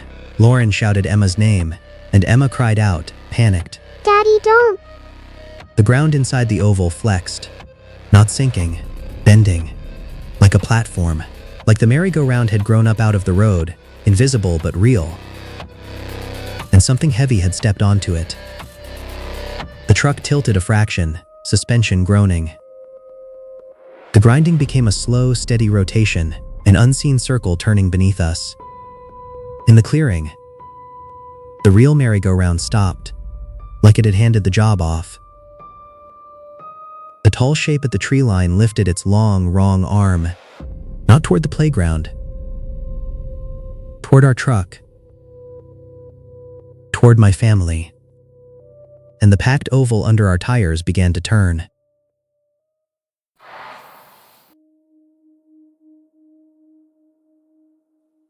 The truck kept turning on its own, slow and steady, and the headlights swept the trees like a lazy spotlight that wouldn't shut off. Lauren's hands were locked on the wheel, but the wheel was just along for the ride. The grinding under us sounded like metal being dragged across metal, low and stubborn, and it came in pulses that matched the rotation. Lauren twisted the key again anyway, like her body couldn't accept that we were trapped by dirt. Click. She tried again. Click. It won't even turn over now. Emma was crying in the back seat with her rabbit jammed under her chin, and every time the headlights swung back toward the bend, she stiffened like she expected something to step into the beam. Daddy, don't let it make you look.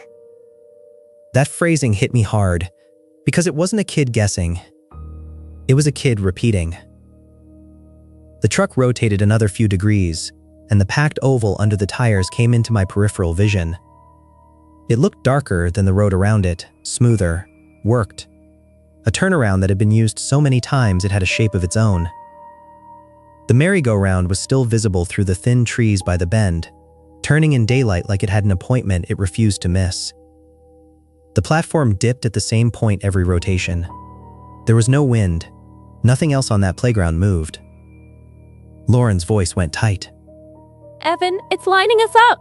The headlights slid across the tree line again, and I understood what she meant. We weren't spinning randomly. We were being aimed, again and again, at the same patch where the woods thickened. I twisted around in my seat and reached under the rear bench the way I'd done 100 times for a dropped toy. My fingers hit cold metal, the factory jack handle and lug wrench tucked where they're supposed to be. I dragged the wrench up and held it like it mattered. What are you doing? I'm breaking the track. I pushed my door open and stepped out fast. The cold air bit my face, and the sound outside was sharper, like the truck and the circle weren't muffled by glass anymore.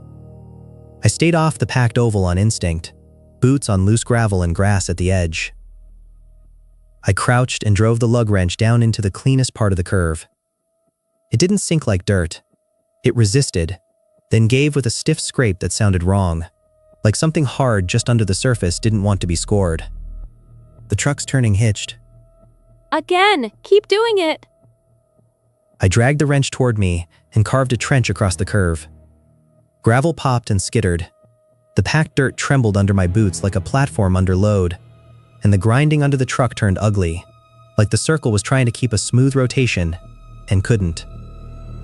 I dug in again, made a second cut that crossed the first. Not neat, just violent.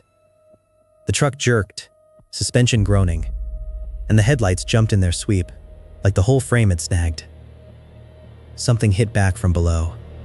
One heavy thump that traveled up the wrench into my wrists and made my teeth click together.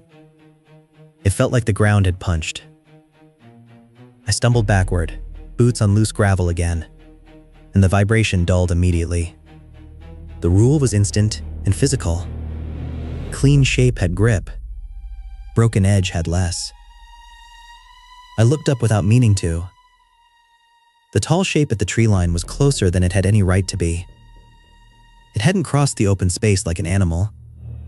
It was just closer, like the distance between frames had been cut. It didn't rush me. It didn't need to. It stretched that long arm down toward the packed oval, and the truck's rotation steadied for half a second, like the circle was getting help. I didn't wait for it to close whatever gap it had left. I lunged back into the cab through my open door and reached for the headlight switch. I killed the headlights. The sweep stopped, and the world outside the porch light turned into a dark wall again. The truck still pivoted, but it hesitated, like the circle lost interest when it stopped being a moving beam. Lauren's eyes snapped to me. Emma, unbuckle! Now! Emma fumbled with the latch. I crawled halfway into the back seat and yanked the belt free with shaking hands, then lifted her out through the rear door on the side away from the packed oval. Don't step in it! I didn't. I kept to the grass, holding her tight. And Lauren came around the front with her keys clenched in her fist like she was about to stab the air. The grinding surged once, frustrated, then fell off into a harsh scrape that stopped and started as the truck snagged on my trenches. I didn't look for the shape again. I didn't give it the gift of my attention. I carried Emma up the steps, and Lauren was right behind me. We got inside and locked everything we could lock. The grinding didn't follow. That silence felt like it had been chosen. We kept the lights on, all of them, bright enough that the cabin felt like a showroom. Emma sat on the couch with her rabbit and watched the front window like she was waiting for someone to lean into it. Tell me what that was. I kept my voice low and plain. It was at the tree line. It touched the circle, truck moved smoother when it did. Like it was pushing. Yeah. Lauren pressed her fingers against her forehead and stood there breathing slow, like she was trying to keep her body from doing anything reckless. She didn't ask if we were leaving. We couldn't. Our closest neighbor was far enough away that yelling wouldn't help. The road was still blocked by our dead truck sitting half in the turnaround. Emma's voice came small. She likes when it turns because it makes the light pick. Lauren turned toward Emma. Careful. Pick what, sweetie? The right tree. The right place to stand. I felt my throat tighten. I didn't ask for more. I didn't want Emma building the picture out loud. Lauren went down the hall and pulled a chair into Emma's room so she could sit by the bed. She didn't say she was doing it. She just did. I stayed in the living room, watching the front through a crack in the curtain. The truck sat dark now. No headlights, just a shape in the yard. The turnaround looked ruined where I'd cut it, like a scar across a circle that used to be smooth. At 2:11 a.m., the sound started down the road again. Faint grinding from the playground, steady as a motor. I didn't move. I just listened and watched my own driveway, waiting for the circle under the truck to wake up again. It didn't. The grinding down the road ran for minutes, then stopped clean. Not fading, not slowing, just done, like a switch flipped. A few seconds later, my porch motion light clicked on. Nothing was there. No animal, no person, just the light washing the yard like it was checking its own work. The motion light clicked off again. I didn't sleep at all after that. Morning made the damage obvious. The turnaround trenches were deeper than I'd realized. The loose gravel dragged into curved smears, like something had tried to pull it back into a smooth track during the night. The packed dirt along the cleanest part of the old curve was marked with a wet-looking black residue. Not everywhere, just where turning would be easiest. The underside of the truck had a fresh streak near the center, the same black smear, like something had slid under it and pressed along the frame. Lauren stood on the porch with Emma and didn't let her step off the boards. We're getting that merry-go-round removed today. I made the calls with my flattest voice. I didn't say monster. I didn't say long arm. I said equipment moving at night, structural hazard, visible deformation, damage to my vehicle, and I had video. I sent the trail cam clip and I sent a photo of the gouges. I used words like liability, because officials wake up when you say liability. Lauren didn't wait for them to care. She pulled every round thing we owned off the floor like she was clearing glass after a break. The round doormat got rolled and shoved into the mudroom corner. The kiddie pool got dragged into the shed and tipped on its side. A metal fire ring I'd kept near the pit got flipped and carried behind the woodpile where it couldn't sit flat. I didn't say any of it was logical. I just helped. Emma watched us move things without asking why. That bothered me more than questions would have. The county showed up late afternoon. A truck, a flatbed, and a small backhoe. No sirens. No urgency. 2 workers walked the clearing, checked bolts, pushed the merry-go-round like it was an everyday nuisance. When they stepped onto it, the platform dipped deeper than it should have, and one of them crouched under the lip and touched the housing. He pulled his hand back with black smear on his fingertips and wiped it on his jeans too fast. They didn't talk much after that. They looped a chain, lifted, and the platform twisted against the chain like something inside it leaned into the turn. The backhoe arm squealed under load. The operator corrected, then corrected again, like the machine was being argued with. They got it onto the flatbed and strapped it down. As it rolled away, the clearing looked wrong. An empty patch of dirt and frost where something had been. Under where the platform had sat, the grass was crushed into a dark circular track, and the soil in the center had a shallow depression with a clean edge, like something heavy had stood there, long enough to press itself into the earth. The workers filled it, leveled it, and left like they didn't want to look back. That better be the end of it. I wanted to agree. I didn't. The first night after they hauled it off, 2 a.m. came and the road stayed quiet. No distant grinding. No metal squeal in the woods. The silence should have felt like relief. Instead, it felt like something waiting to see what we'd do next. The second night, the porch motion light kicked on again. I was already awake, sitting on the couch with my phone in my hand like I was waiting for a text from hell. The yard looked empty. Then the gravel in the turnaround shifted in a slow curved smear along the old outline, as if something underneath was tracing the circle from memory. It wasn't making a full rotation. It was testing, moving a few inches, stopping, then moving again, like it was trying to feel the shape through my trenches. The motion light flickered.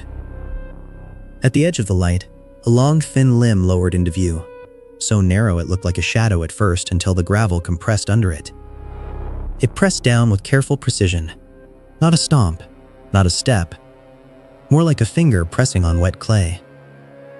It dragged a shallow arc, slow, patient, tracing where the curve used to be smooth. Don't go out there. I didn't. I watched it work.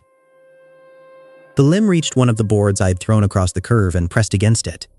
The board flexed. The limb paused like it was thinking, then shifted a few inches and tried again, looking for the easiest way to restore the turn. When it couldn't, it lifted and withdrew back into the darkness with no rush. The motion light stayed on for a few more seconds, then clicked off. Lauren stood beside me without me noticing her walk in. She'd been sitting in Emma's doorway again. It's still there. Yeah. Emma's door creaked. She padded in with her rabbit and climbed onto the couch between us like she belonged there. You made it bumpy. She can't use it. Lauren's voice stayed soft, but her hand gripped Emma's shoulder. Emma, listen to me. If you see her, you come to us. You don't go near the trees. You don't go near the driveway. You don't go near anything round outside. Do you understand? I don't see her. I hear her like she's behind the trees, like she's talking with her arm. Lauren's face tightened. I could tell she wanted to ask more, then chose not to. That was the shift. We stopped chasing an explanation. We stopped hoping it would stop on its own. We started treating the circle like a tool it needed, and we made the tool useless. Over the next week, the tests got smaller, but more frequent. Curved smears in frost near the porch steps. The round lid of my fire pit flipped and centered in the yard like someone had placed it. A shallow arc pressed into the dirt by the shed, like something had started a new circle and quit when the ground didn't cooperate. Every time, we broke it. I widened the trenches in the turnaround and filled them with fist-sized rock, so no tire could ever glide through cleanly again. I drove stakes into the old curve and left them crooked, not lined up like a fence, just ugly obstacles. I parked the truck in a way that forced any delivery to back straight out instead of turning, and I set 2 motion lights so the yard lit up without sweeping in a slow arc. I also changed one thing I hated changing. I stopped standing at the window when the motion light clicked on. The first night I did that, I felt ridiculous, like I was refusing to look at a raccoon. Then I remembered what Emma said about it making us look, and the ridiculous feeling went away. I'd hear the click, hear the faint scrape outside, and I'd sit down on the couch instead, with my back to the window, facing the hallway to Emma's room. Lauren would do the same, shoulder to shoulder with me, silent. The scrape would stop, not because it left, because it wasn't getting the thing it wanted. The closest it came after that was the night the motion light flickered twice in quick succession, like something had stepped in and out of its range. I didn't look. Lauren didn't look. We stayed on the couch and listened to Emma's steady breathing down the hall. In the morning, one of the stakes by the turnaround was bent slightly and reset, as if something had pressed it and let it spring back. The black smear was there again, in a thin line along the old curve, like it was still trying to mark the path it wanted. I poured more rock into the trenches and stomped it down until my legs shook. That's the conclusion we got. The playground lost its merry-go-round. The clearing got filled in and fenced off, and the county called it maintenance. The thing didn't vanish. It just stopped having an easy way to use us. We're still in this cabin. Emma still sleeps in her room. Lauren still checks the locks twice. The driveway looks like a mess now, like somebody tried to fix it and gave up halfway, and that's the point. Every clean circle we break buys us another quiet night, and I don't know how many quiet nights we get before it finds a new way in. Jason was talking into his radio when suddenly, his voice just disappeared, as if the air had decided it wouldn't carry any words anymore.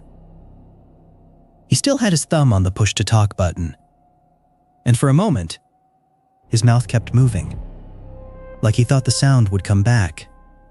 The reflective tape on his vest caught the ramp light each time he shifted his shoulders, and oddly enough, that was the only thing that still felt real. My decibel meter dropped so quickly that I honestly thought the display had glitched. Then it pinned at an impossibly low level, holding steady without even a hint of movement, like it was stuck. Eyes down. Jason's hand hit my jacket, urging me into a crouch before I could react. I focused on the concrete. A pale stripe started to form across the tarmac ahead of us. Fine grit fell in a neat line, as if someone was sifting it through a narrow slot, advancing steadily under the warm ramp lights. Don't cross it. The tie-down chains piled next to a metal stair cart began to vibrate in a slow 3-beat rhythm, and the cart responded, not rattling, but pulsing gently, almost like something heavy was moving above us, taking steps I couldn't hear. My chin lifted instinctively, but Jason caught it just in time. Don't. He tightened his grip on the back of my neck hard enough that my teeth clicked together. I kept my eyes down as the grit line crept closer, its edge clean enough to trace. Just an hour earlier, I had pulled into the public lot outside the service fence, with my window down, expecting the usual airport night sounds. The fence should have been hissing in the wind, and something on the ramp should have been whining or clattering, even if it was a quiet night. There's always some machine that never fully shuts off. That night, the windsock on the far pole moved in tiny flicks, but it felt like the soundscape had thinned out, as if everything had turned down a notch without anyone telling me.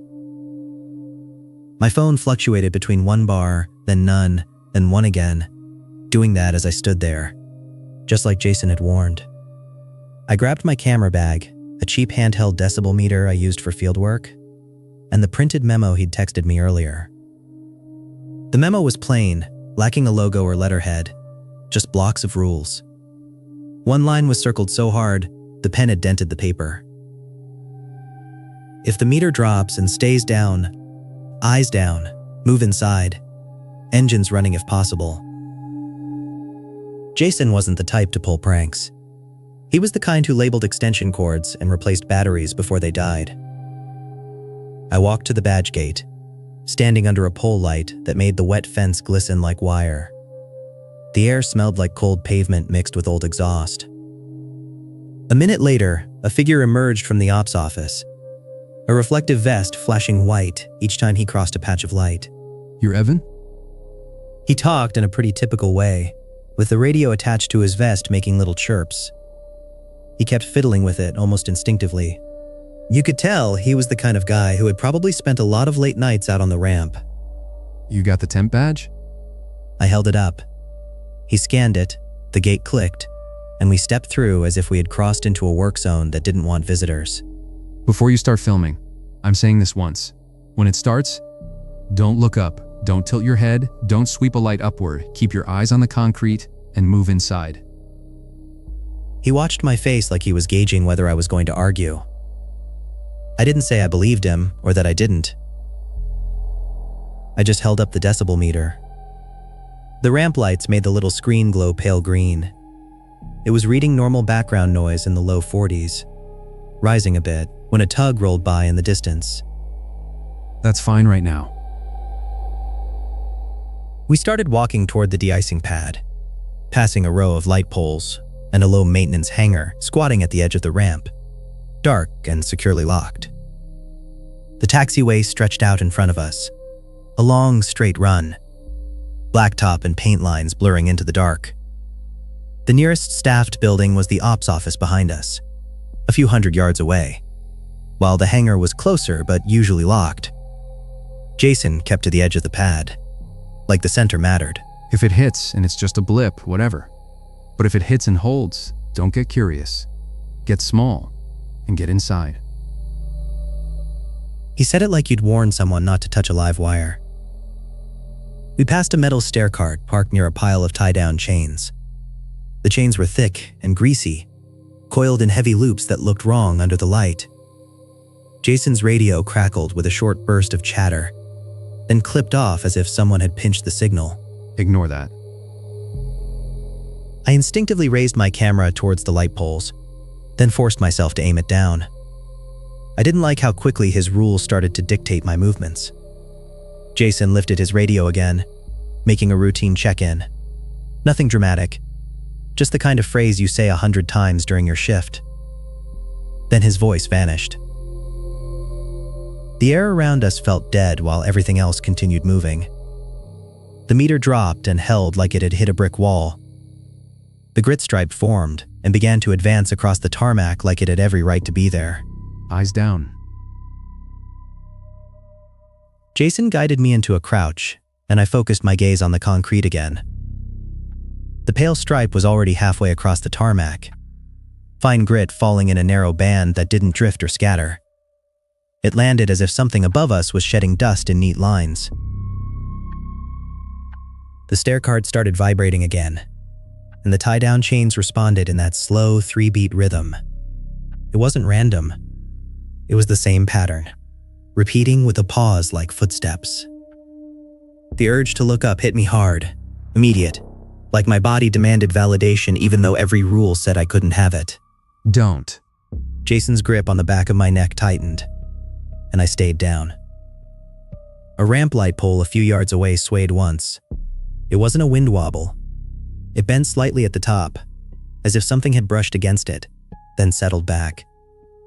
Jason lifted his radio and pressed the talk button. Ops, you got me? Nothing came back. It wasn't static, and it wasn't dead air. It was just silence, and the radio might as well have been a block of plastic.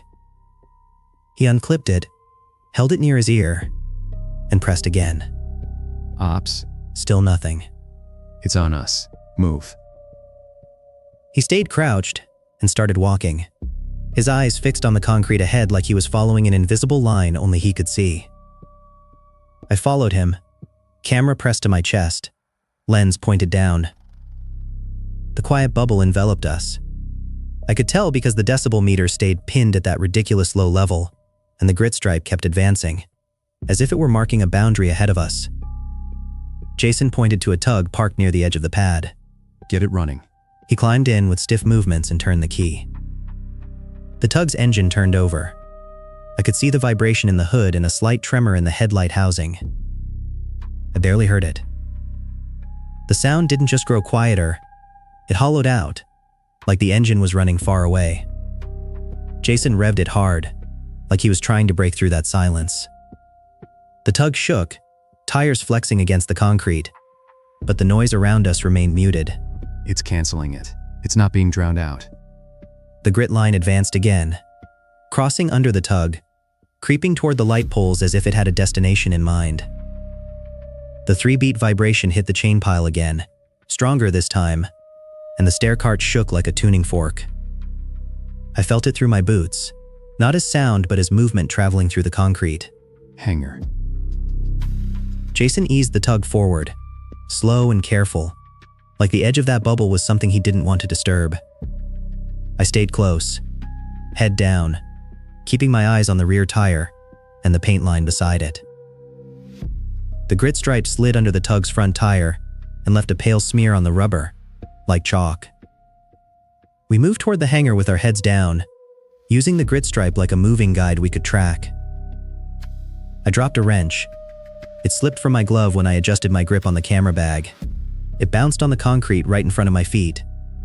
I saw it hit, bounce, and settle, feeling the vibration in my soles. I didn't hear a thing. Keep moving. Leave it. The grit was falling heavier now, still in straight bands, its edge sharp under the lights, like a line you could measure with a ruler.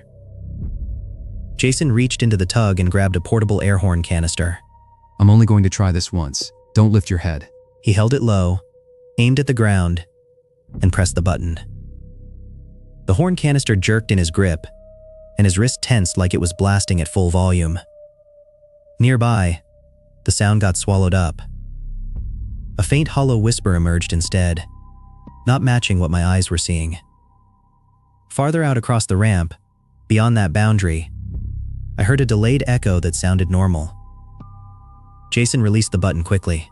It caught that. The bubble tightened toward the light poles as if it were responding to his attempt. The grit stripe twitched slightly as it moved forward, and the nearest light pole swayed again without any wind to explain it. The decibel meter flickered for the first time since the drop, jittering like it couldn't decide on a number. Jason slowed the tug. Behind us, a second pale stripe was forming, coming from the direction of the service gate. It wasn't the same line looping around. It was another one, separate, moving in like a second front. It's cutting us off. The two silent zones started to merge, and the grit began falling heavier, still in straight bands like fallout from a massive surface.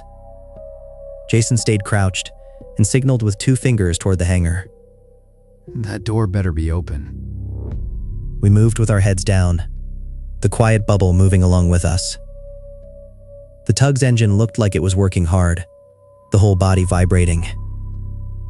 But the sound nearby stayed wrong. Too thin, too far away. The second bubble behind us kept closing in, and the route back to the gate disappeared without either of us needing to check.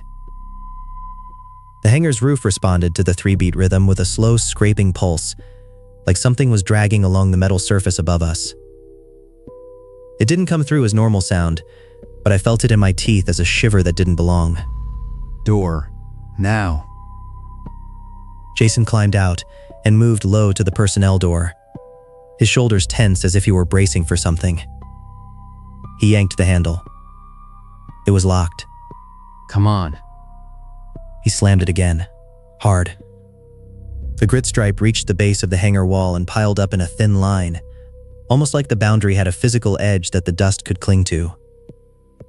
The scraping pulse hit the roof again. 3 beats. Pause. 3 beats. Jason dug for keys in his pocket, his fingers fumbling as if they didn't want to cooperate. Stay down. He found the right key, turned it, and the door popped open. The moment the door cracked, sound rushed back into my ears all at once. Inside the hangar, a compressor cart was running, loud and harsh, making a noise that usually forces you to shout just to be heard. In that moment, it felt like a protective barrier. The decibel meter leaped back up to the 60s instantly, then wavered like it had been freed from a trap. Jason pushed the door open, pulled me inside, and slammed it shut. The latch clanged, sharp and real, and I hated how relieved that made me feel. Keep your head down anyway. Jason moved to the small, reinforced window in the door and leaned in close, not lifting his head at all, just enough to peek outside at the ground. Grit continued to fall outside, heavier now, the stripe inching along the tarmac toward the hangar like it wanted to follow us inside. It stopped at the threshold, dust building up in a neat line like it had hit an invisible barrier. The quiet outside pressed against the hangar door as if it had weight. The compressor noise stayed contained within. It didn't bleed out. It was as if sound hit the doorway and got stopped. Under a roof. That's the only thing that's worked. I finally spoke, my voice barely above a whisper. How many times have you done this? Enough. The ramp light outside started strobing. a faulty fixture flickering in hard bursts that turned the tarmac into frames. During one of those flashes, I caught a glimpse through the narrow window. It didn't resemble any plane or helicopter, and there was nothing rigid about it. Nothing with a fuselage or a rotor. A wide, folded membrane hung low over the ramp lights, darker than the night around it, with jointed filaments that dangled towards the light poles. It was low enough that those filaments swayed the tops of the poles, brushing against them like fingertips. On the next flash, it shifted again, not moving forward, but sliding sideways, as if it didn't need air. Eyes down, now. Jason yanked my sleeve hard enough that the fabric bunched. I dropped my gaze to the ground in the hangar and kept it there, jaw clenched. The compressor kept hammering away, filling the air. The grid at the threshold shifted, the line outside slowly retracting like a tide pulling back. The quiet outside started to loosen in small increments, and the decibel meter stopped trying to pin itself down when I held it close to the window. When we go loud. We stay in the cab. We don't look up. Jason cracked the door and peeked down at the ground outside. Now. We moved out together, crouched and quick, and the sound hit me strangely after the silence, like my ears didn't know how to process it. Jason jumped into the tug, turned it on, and revved the throttle higher than usual. The engine screamed, and this time, I heard it clearly. I climbed into the passenger seat and slammed the door shut. Don't make me tell you twice. I kept my eyes on the dashboard until the numbers became the only things I trusted. Jason drove us straight to the service gate, the engine noise continuous, like a siren we were dragging behind us.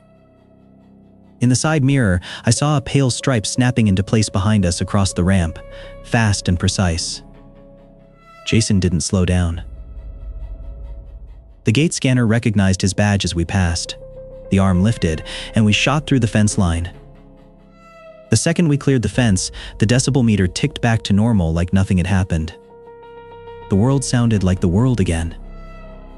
Jason kept driving until we parked near the ops office, far from the poles, far from the open ramp. That's it for tonight. He finally glanced at me then, tired eyes, pale face under the fluorescent lights. You got your proof. Don't come back for a better shot. My hands were still shaking, the camera strap trembling against my wrist. I checked the decibel meter log. The drop was there, flatline low, held for 1 minute 38 seconds, timestamped 11:17 p.m. The audio file on my camera was worse. The ambient spectrum collapsed, leaving only a faint, steady subharmonic pulse beneath everything, slow and constant, like a heartbeat that didn't belong to any machine. I didn't sleep well after that, and I couldn't convince myself that what I experienced was limited to the airport. The next morning, I sent Jason a simple question and received no reply. I tried calling, but it went straight to voicemail. The friend who forwarded me the memo wasn't answering either, and that really unsettled me. These weren't people who just went quiet because they forgot. That afternoon, I listened to the training tape again. Alone, volume higher than I wanted. This is the Quiet Air Protocol training, focused on ramp and de-icing operations. If you're hearing this, you've either been assigned to a night shift or you've asked too many questions. You won't get a warning you can trust. You'll think the wind died. You'll think your radio failed. You'll think your ears are clogged. Do not look up to confirm anything. Do not aim a light above the horizon line. The event presents as a measurable drop in ambient sound sustained with visible movement still present. Windsocks may sway, straps may flutter, engines may still run. Your perception of sound nearby won't match what you can see. Once the meter holds below threshold, treat the pad as contaminated. Eyes down, move inside. If you don't have an inside, find a roof. Keep machinery running if it's already running. Don't test it with a horn. Don't shout. Don't use your phone light to search the sky. You may see fine pale fallout. It may appear as a straight band across the ground and advance steadily. Do not cross the band. Don't step into the clean edge. Track it like weather and move away from it. If a second band forms behind you, you are being corralled. Your job is not to solve it. Your job is to survive it. Get inside and get loud. The tape never explained what it was. It never named it. It was careful with its wording, as if even saying it out loud was part of the mistake. 2 nights later, back at my cabin, the air was cold and clear. The sky a sharp winter black, the kind that makes the stars look like pinholes. I stepped onto the porch to check something mundane, a loose screw on the railing post, and I heard a passenger jet far above, steady and distant. Halfway across the sky, the jet sound cut out. It didn't fade or shift pitch as it passed. It just stopped, like someone had snipped the audio track. The trees still moved. The little wind vane by the shed still twitched. I pulled out my phone, opened the decibel meter app, and watched the number drop in a way that felt all too familiar. I kept my eyes on the porch boards, backing towards the door, and I went inside without glancing up. When the quiet lifted, it didn't announce itself. It just released and let normal night noises slip back into place. I went back out later, watching the porch rail. There was a thin stripe of pale grit on the top board, straight as if someone had laid it down with a ruler. I wiped my finger through it, and the dust clung, fine and dry, out of place in the cold, damp air. I bagged a sample anyway. I needed something tangible to hold on to. Jason still hasn't replied. The friend who sent me the memo hasn't replied either. I still have the decibel log and the audio clip, and I still find myself on clear nights, listening for the moment when the world goes thin. I didn't believe it either, and I still hate saying I saw it because it makes me sound like I wanted the story more than I wanted the truth. The first proof I got was a phone video recorded at 2:11 a.m. It was short, shaky, badly lit. The kind of clip your brain wants to dismiss. But it showed a calf standing at the fence line in the dark, facing the house like it was waiting to be claimed. The unsettling detail wasn't the stillness. It was the eyes. No shine, no reflection, just flat, dark discs that swallowed the porch light instead of sending it back. I paused the clip on the one frame where the light hit its face clean, and I stared until I realized my brain was trying to bargain with what it was seeing. Then I shut the video off, and I drove out there anyway. The ranch was about 40 minutes from my place, out past the point where the road stopped pretending it was maintained. I told Lauren I'd be back by morning. I left out the part about the video, because I didn't want that sitting in the house with her and Emma like a third person at the table. The rancher's name was Dale. On the phone, he sounded like a man trying to keep his voice steady with both hands. It's just a calf, it's not a ghost. I just need someone who'll look at it and tell me I'm not losing my mind. I didn't promise him anything. I told him I'd show up, and I'd act like it was normal, right up until it proved it wasn't. When I pulled in, the herd was bunched up near the far end of the pasture. A single calf stood alone closer to the fence line, maybe 20 yards from the gate, perfectly still, facing the house. Dale met me at the porch steps with a flashlight in his hand like it was a talisman. That's it. That's the one that came back.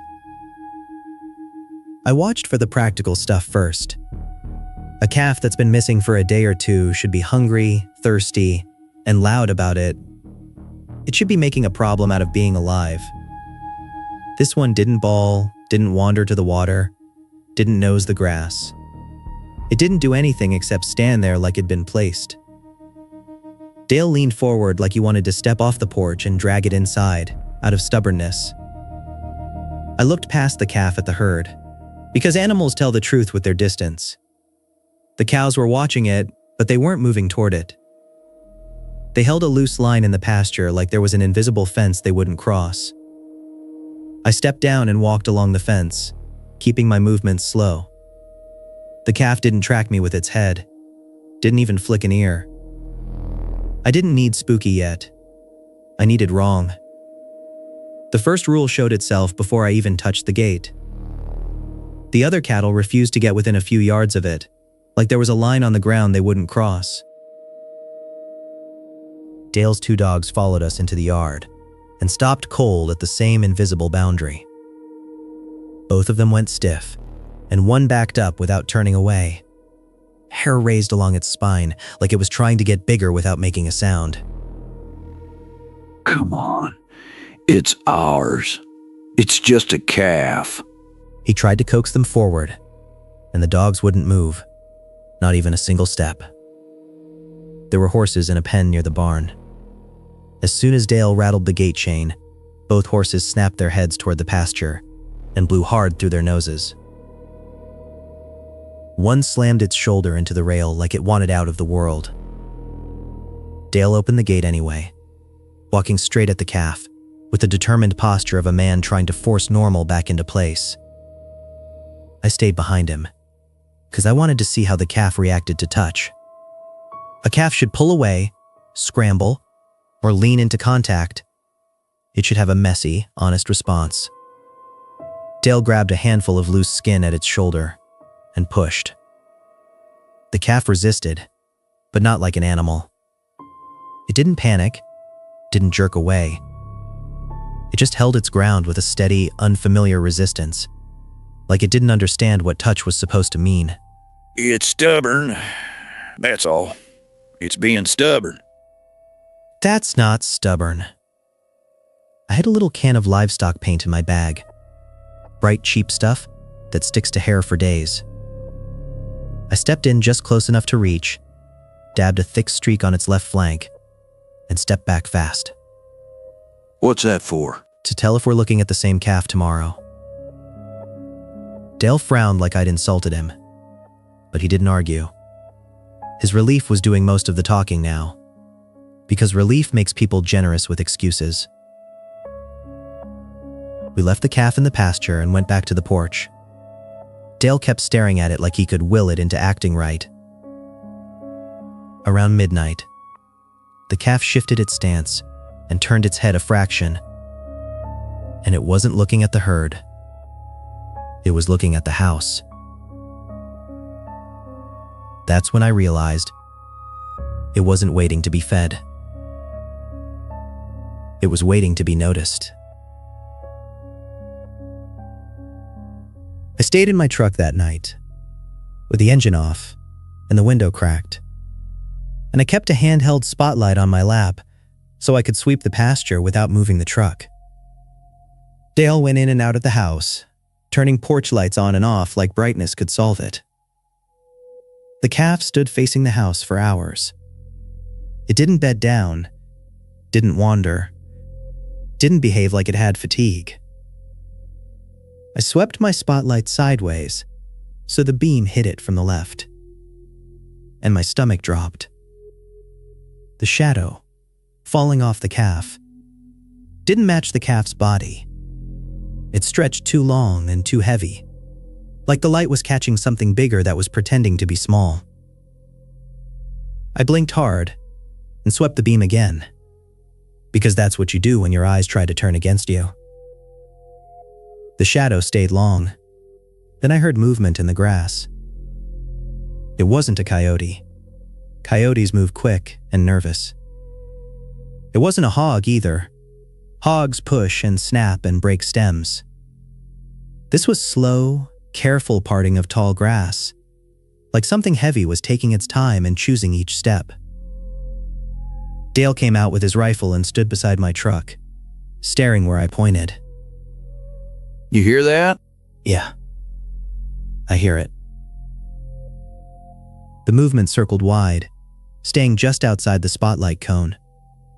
Every time I tried to catch it, the grass went still like it had never been touched.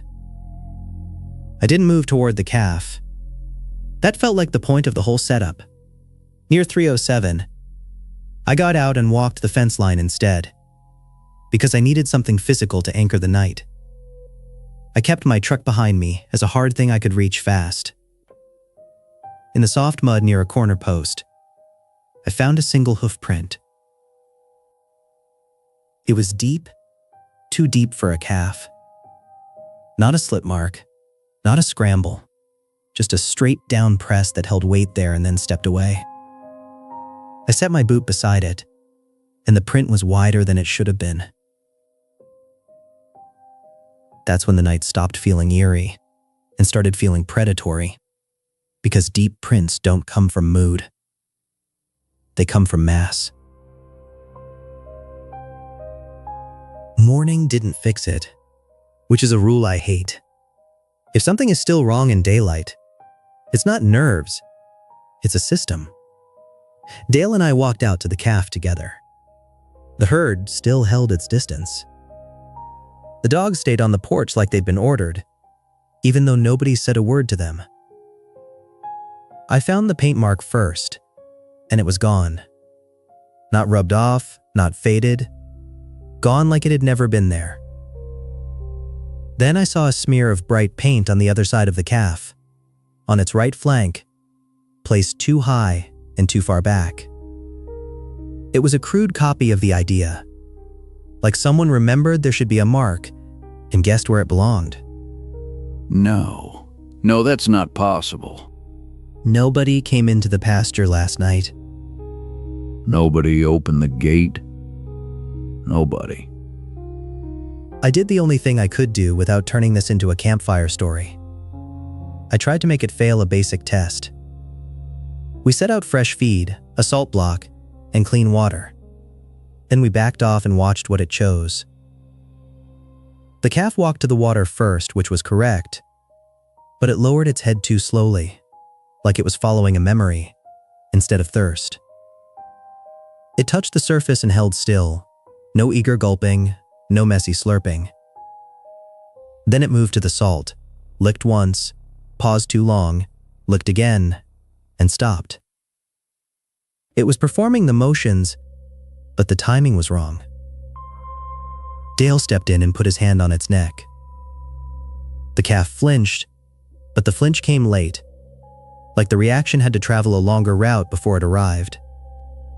Then it went still and tolerated his hand, without leaning into it or pulling away. I got close enough to smell it, and wished I hadn't. It wasn't rot. It was warm, wet earth and iron, strongest around its legs, like it had been standing in something saturated that wasn't just mud. It's been in the creek bed, that's all it is. Maybe, but creek mud doesn't smell like pennies in storms. I set a trail cam on the fence post aimed at the calf, and another aimed down the grass line where I'd heard the careful movement. I wasn't chasing proof. I wanted timing. Timing tells you rules. The pattern showed itself fast. During the day, the calf looked more accurate. It blinked more like an animal, shifted weight like it was bored, even nosed at the grass in a way that almost made me feel stupid for being there. At night, it got worse again. The stillness returned, the face went flat, and the herd held the same distance, like it was respecting a boundary nobody else could see. That evening, a barn cat didn't come back to the porch. Dale tried to act like it wasn't part of this, but he kept looking toward the outbuildings, like he expected the cat to walk out and scold him for worrying. It never misses a meal. Not once in 8 years. Around midnight, I checked the trail cams. One camera had a single frame that made my throat close. Behind the calf, low in the grass, there was a shape that didn't reflect light the way a deer or coyote would. It was too wide and too still, and it didn't look like it was crouching. It looked like it was built low. The frame didn't give me a clean head or eyes. It gave me a heavy suggestion, like something with weight was using the grass as cover and patience as a tool. In the morning, we found evidence placed where Dale couldn't miss it. A strip of hide on top of a feed bucket near the barn door, cleanly removed, no gore sprayed around. Just left like a message. Later, near the pasture gate, there was a small bone balanced on the latch post, like someone had set it there gently. It didn't feel like feeding. It felt like baiting. That afternoon, the calf started standing at the gate, lined up with the latch in a way that made my skin crawl. It was positioned like it wanted someone to open the fence and step out. It wants in. Or it wants you out. The trap didn't snap shut with a roar. It snapped shut, with Dale making a choice I couldn't talk him out of. He waited until full dark, grabbed a lead rope and a flashlight, and walked toward the pasture like determination could outvote instinct. We bring it into the barn and get it under light. We pin it, and we stop this. Don't do it at night. If I wait, it'll take it again. He didn't mean the calf anymore. Not really. He meant his control, his pride, and the idea that his own land didn't get to trick him. I followed because leaving him alone felt like signing my name under his worst outcome. Dale crossed the invisible boundary, and the calf backed away. It backed away without turning. It stayed facing us and moved backward in a straight line, guiding us toward the corner of the pasture where the fence met taller grass. The grass started moving around us in a deliberate pattern. Not random rustle, not wind. Stems leaned and parted in a wide circle, slow and patient, like something heavy was walking a track. I grabbed Dale's sleeve hard enough to make him stumble. Stop, it's walking you. Let go. It's a calf. The calf did the one thing up close that broke that argument in half. It blinked, but the eyelids closed sideways. Dale froze, and his flashlight beam shook. The calf's mouth opened, not in a ball, in a silent stretch that went too far, like the skin didn't know where to stop. The smell of wet earth and iron hit us again, stronger, and it didn't feel like it was coming from the land anymore. It felt like it was coming from something alive, something close. That's when I understood the simplest, ugliest part. The calf wasn't the target. The person was. I dragged Dale backward toward my truck, and he came with me this time because his brain had finally caught up to his eyes. The circle in the grass tightened. The movement stayed controlled, still patient, like whatever was out there didn't need to rush, because it already had us where it wanted us. Dale stumbled, and his boots sank into ground that hadn't been soft when we walked out. Something grabbed his ankle and pulled. Not a slash, not a dramatic strike. A grab and a drag. Low and brutal. Like a machine doing what it was built to do. Evan, help! I hooked both arms under his shoulders and hauled. My boots dug trenches. The pull held for a second, testing, adjusting, then yanked hard enough that Dale's leg bent wrong and he screamed through clenched teeth. The calf stood 10 yards away, still facing us, still quiet. Then my headlights swept the grass and caught the real thing. It was low and heavy, wider than a man, built close to the ground like it didn't waste energy on height. It moved with confidence, not like a starving animal, like a thing that had done this before and knew exactly how humans behave when they panic. I saw a broad back with a damp sheen, and front limbs that didn't lift like paws. They pressed and dragged like they were designed to pull weight. In that same moment, the calf changed. It didn't bolt. It collapsed, like the idea of it failed. The shape sagged wrong.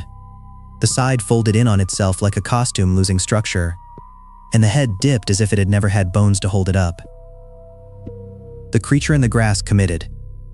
It surged forward, grabbed Dale's ankle again, and tried to drag him straight into the grass. No show, no hesitation, just extraction. I got Dale's arm over my shoulder and half carried, half dragged him backward into the hard cone of the headlights. When his body hit the gravel near my truck tires, the pull weakened like we'd crossed a line it didn't like. I shoved Dale into the passenger seat and slammed the door. Then I climbed in and jammed the truck into reverse. Gravel spit. The headlights swung, and the creature stopped at the edge of the light and held still. It didn't flinch, didn't bolt. It watched like it was memorizing.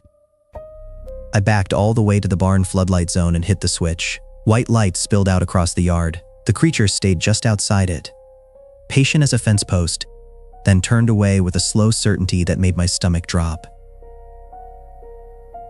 It retreated like it was done for the night, not like it had been chased off. Morning didn't bring relief. It brought proof. We found the missing calf down in a shallow culvert, wedged into brush like it had been pushed there. It was dead, but it wasn't eaten. The hide was gone. Not shredded, gone. The skin had been taken clean off in long sections, like something had peeled it with patience. There wasn't a lot of blood in the dirt either, which meant it probably didn't die there. Dale stood over it with his hands shaking, staring at the exposed muscle like his brain refused to label what he was seeing. Where's the hide? That's what came back to your pasture. We didn't say much after that. We didn't have to. The whole night rearranged itself into a method. The calf wasn't a mistake or a miracle. It was a tool, built from the part of the animal humans recognize and feel responsible for. And the worst part wasn't that it worked once. The worst part was how quickly it started improving. If I hadn't seen the eyes in that first clip, if the herd hadn't refused, if Dale hadn't hesitated for even 1 second at the sideways blink, we would have opened that gate and walked into the grass like we were doing a favor for our own relief. Dale added lights and cameras and repaired the fence latch like hardware could seal up what happened. I hope it helps him sleep. I don't think sleep is the lesson.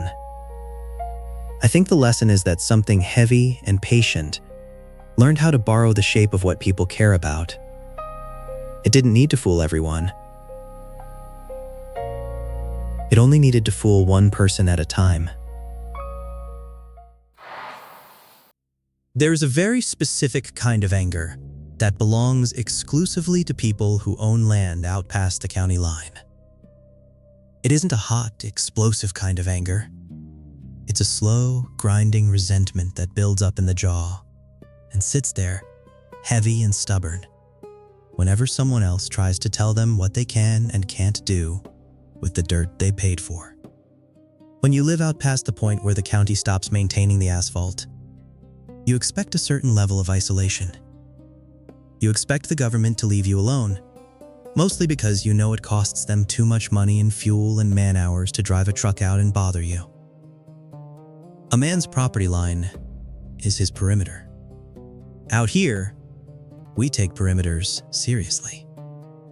So when a guy named Arthur Miller woke up and found a white plastic monitoring pipe sticking up out of his front pasture, his first reaction wasn't fear. It was exactly that kind of territorial, slow, grinding anger. Miller lives on the extreme western edge of the valley. If you look at the master map my wife Lauren keeps locked in our fireproof cabinet, his property line sits right on the boundary of what we call Sector G.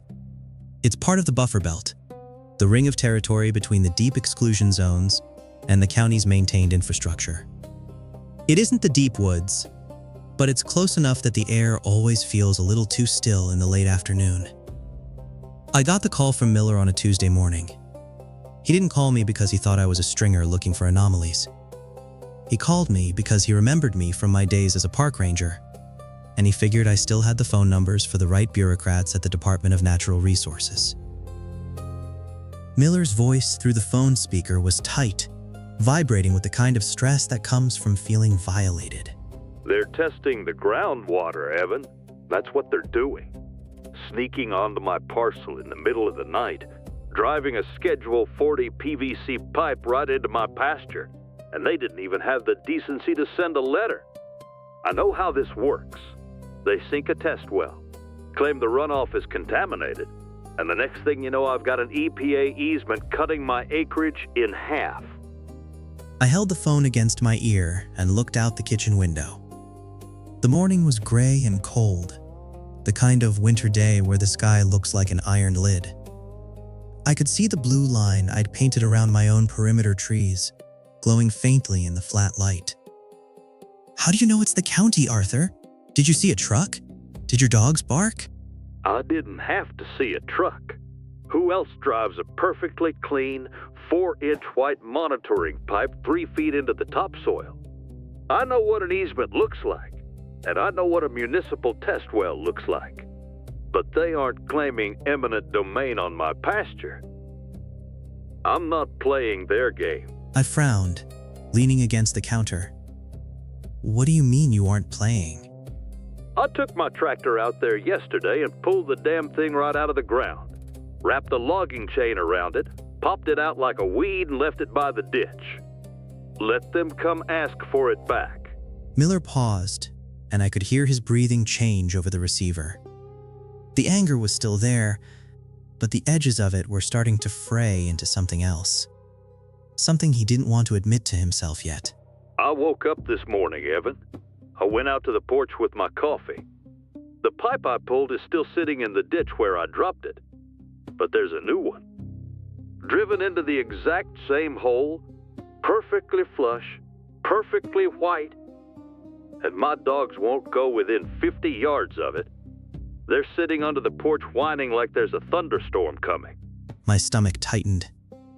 The familiar cold weight dropped into my chest. The one that tells me the bureaucracy isn't the problem today. I told him to stay on his porch, not to touch the new pipe, not to start his tractor, and under no circumstances to call the sheriff.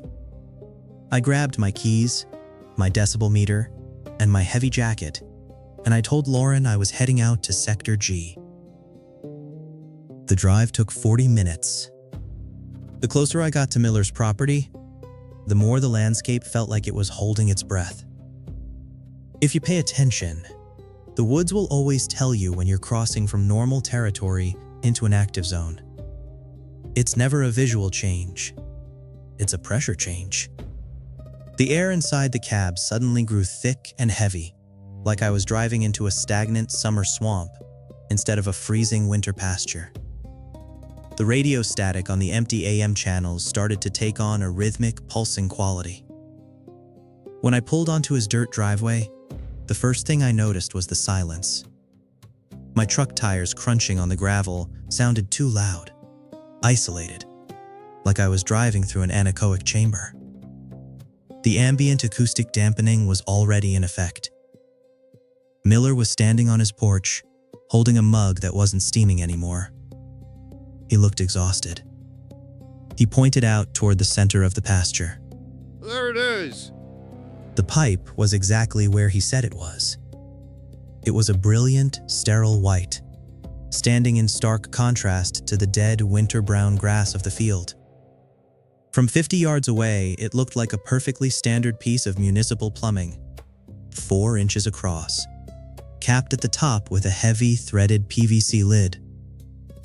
I didn't walk fast. I pulled my decibel meter from my pocket and kept my eyes on the analog needle as I stepped off the driveway and onto the grass. The ambient sound at the driveway was 42 decibels. Normal rural background noise. Wind in the dead grass, the distant hum of a highway miles away. At 20 yards from the pipe, the needle dropped to 35. At 10 yards, it fell to 28. The air was actively suppressing sound. The closer I got, the more the world felt like it was being packed in cotton. I could hear the fabric of my own coat rubbing against my sides, loud and unnatural. I stopped 3 feet from the pipe.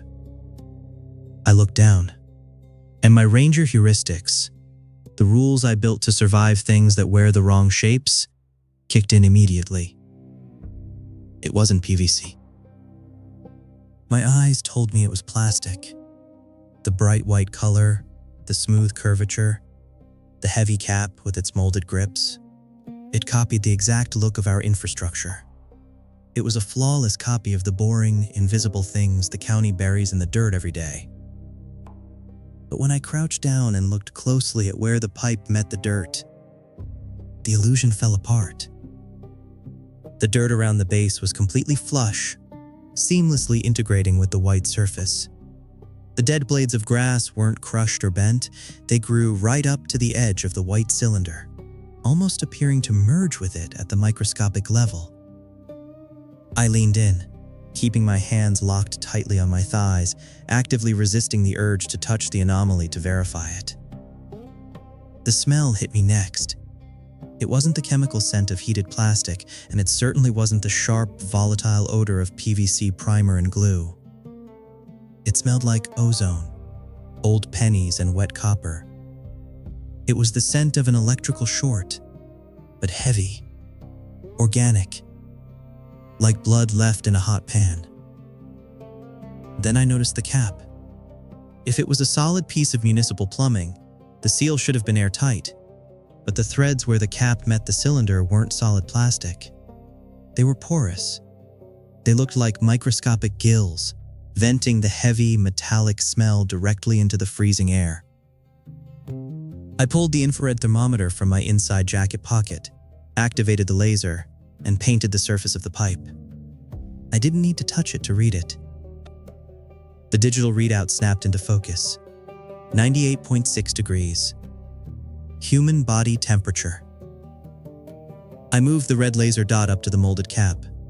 98.6. I moved it down to the base where it met the dirt. 98.6. The entire structure was running as hot as a living body, radiating heat through the white surface. I stood up slowly and walked backward, step by step, watching the white cylinder until the decibel meter climbed back above 35. Then I turned and walked back to the porch where Miller was waiting. He looked at me, his jaw tight, his hands stuffed deep into the pockets of his canvas coat. Well, do I need to get the chain and the tractor out again, or are you going to call your friends at the state and tell them to come get their garbage? I kept my voice as flat and level as I could. Arthur, I need you to listen to me very carefully. That isn't a pipe. It isn't plastic. And the state didn't put it there. Miller snapped, gesturing angrily toward the ditch. What the hell are you talking about? I touched the first one. It felt like plastic. It sounded like plastic when it hit the bottom of the ditch. It's a damn pipe, Evan. It learned what plastic feels like and sounds like. It's mimicking our infrastructure. We see a municipal pipe, we assume someone in a hard hat put it there, and we walk right past it. It's urban camouflage. But I just checked the temperature. It's running at 98.6 degrees. Arthur, it's alive. Miller stared at me. The anger in his face fractured, replaced by the kind of deep, primal confusion that precedes total panic. I've seen that look 100 times. I saw it on the faces of lost hikers when their compasses stopped working. I saw it in the mirror the night I realized my own emergency radio was trying to bait me out of my cabin. He took a half step back. Alive? What do you mean alive? Evan, what the hell is under my property? I don't know, but I'm gonna find out. Don't touch or let your dogs near it. If it starts to crack, or if the cap unscrews on its own, you get in your truck and drive to town. And don't look in the rearview mirror. I left Miller standing on his porch. I got in my truck and drove back to Lantern Bend faster than I usually allow myself to drive on those switchbacks. I needed the archive, and I needed Lauren. I track things in the mud. Lauren tracks them in the paperwork. Before we met, and before we had Emma, she worked down in the county records basement. So whenever I hit a dead end in the woods, I go to her to see what the bureaucracy is hiding. She was sitting at the heavy wooden dining table, surrounded by the physical archive. The fireproof cabinet was open behind her. Emma was in the living room building a tower out of wooden blocks, humming a song she learned at daycare, completely oblivious to what her dad actually does for a living, or why her mom keeps a cabinet full of redacted county surveys next to the kitchen.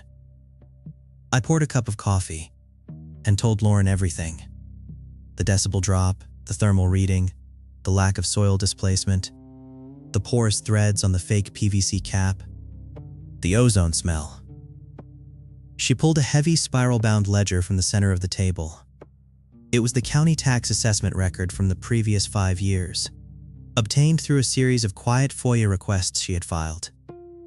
She leaned forward, tracing her finger down a column of dense numerical data printed in tiny type. Arthur Miller, parcel 882 West, 30 acres of pasture and mixed hardwood. She flipped back 3 pages, cross-referencing the tax ledger with the parcel ops overlay map, the transparent, hand-drawn shadow grid the state uses to manage the deep woods anomalies without alerting the public. Evan, look at this. I set my mug down and leaned over her shoulder. She was pointing to Miller's property tax assessment from 4 years ago. It was standard for the acreage and the county rate.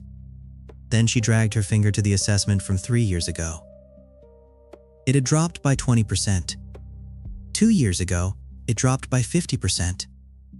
She tapped the paper with the end of her pen. And this year, his property tax liability is 0. The county assessor zeroed out his parcel entirely.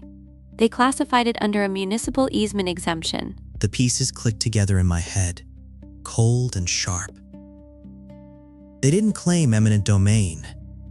If they claimed eminent domain, there would be a public record. There would be a hearing. Miller would have fought it in court. It would have made the local paper. Exactly. They didn't take the land, they just quietly stopped charging him for it. They removed his financial liability so he wouldn't complain to the county clerk when the land started changing. I looked at the parcel ops overlay map. Miller's parcel sat directly above a subterranean fault line that connected Exclusion Zone 4 to Exclusion Zone 7. Lauren traced the line between the 2 red zones. It's a migration corridor, a deep bedrock fault. Whatever lives in Zone 4 isn't burrowing through the topsoil. It's moving through the cavern system to reach Zone 7. Then why did it push a pipe to the surface? If it's moving through deep bedrock, the topsoil isn't heaving. Lauren slid a different folder across the table, tapping a column of dates. Look at the county maintenance logs. Every time they map a new active zone, there's a localized spike in work orders. Ruptured water mains, sinkholes, but there are no county water lines out in Sector G. I looked at the list of sinkholes. They perfectly tracked the red line of the migration corridor. My training finally clicked the biology into place. It's trapped in a closed rock tunnel. It's incredibly massive and sealed in bedrock. It needs oxygen. So it pushes these mimics up through the topsoil? To act as breathing tubes. It breathes as it travels. It chose a white PVC pipe because it knows we ignore them. I felt a cold knot tighten in my stomach. The coffee suddenly tasted like battery acid. Arthur pulled the first one out with his tractor yesterday. He choked it. Lauren looked up at me, tracing the line of sinkholes on the report.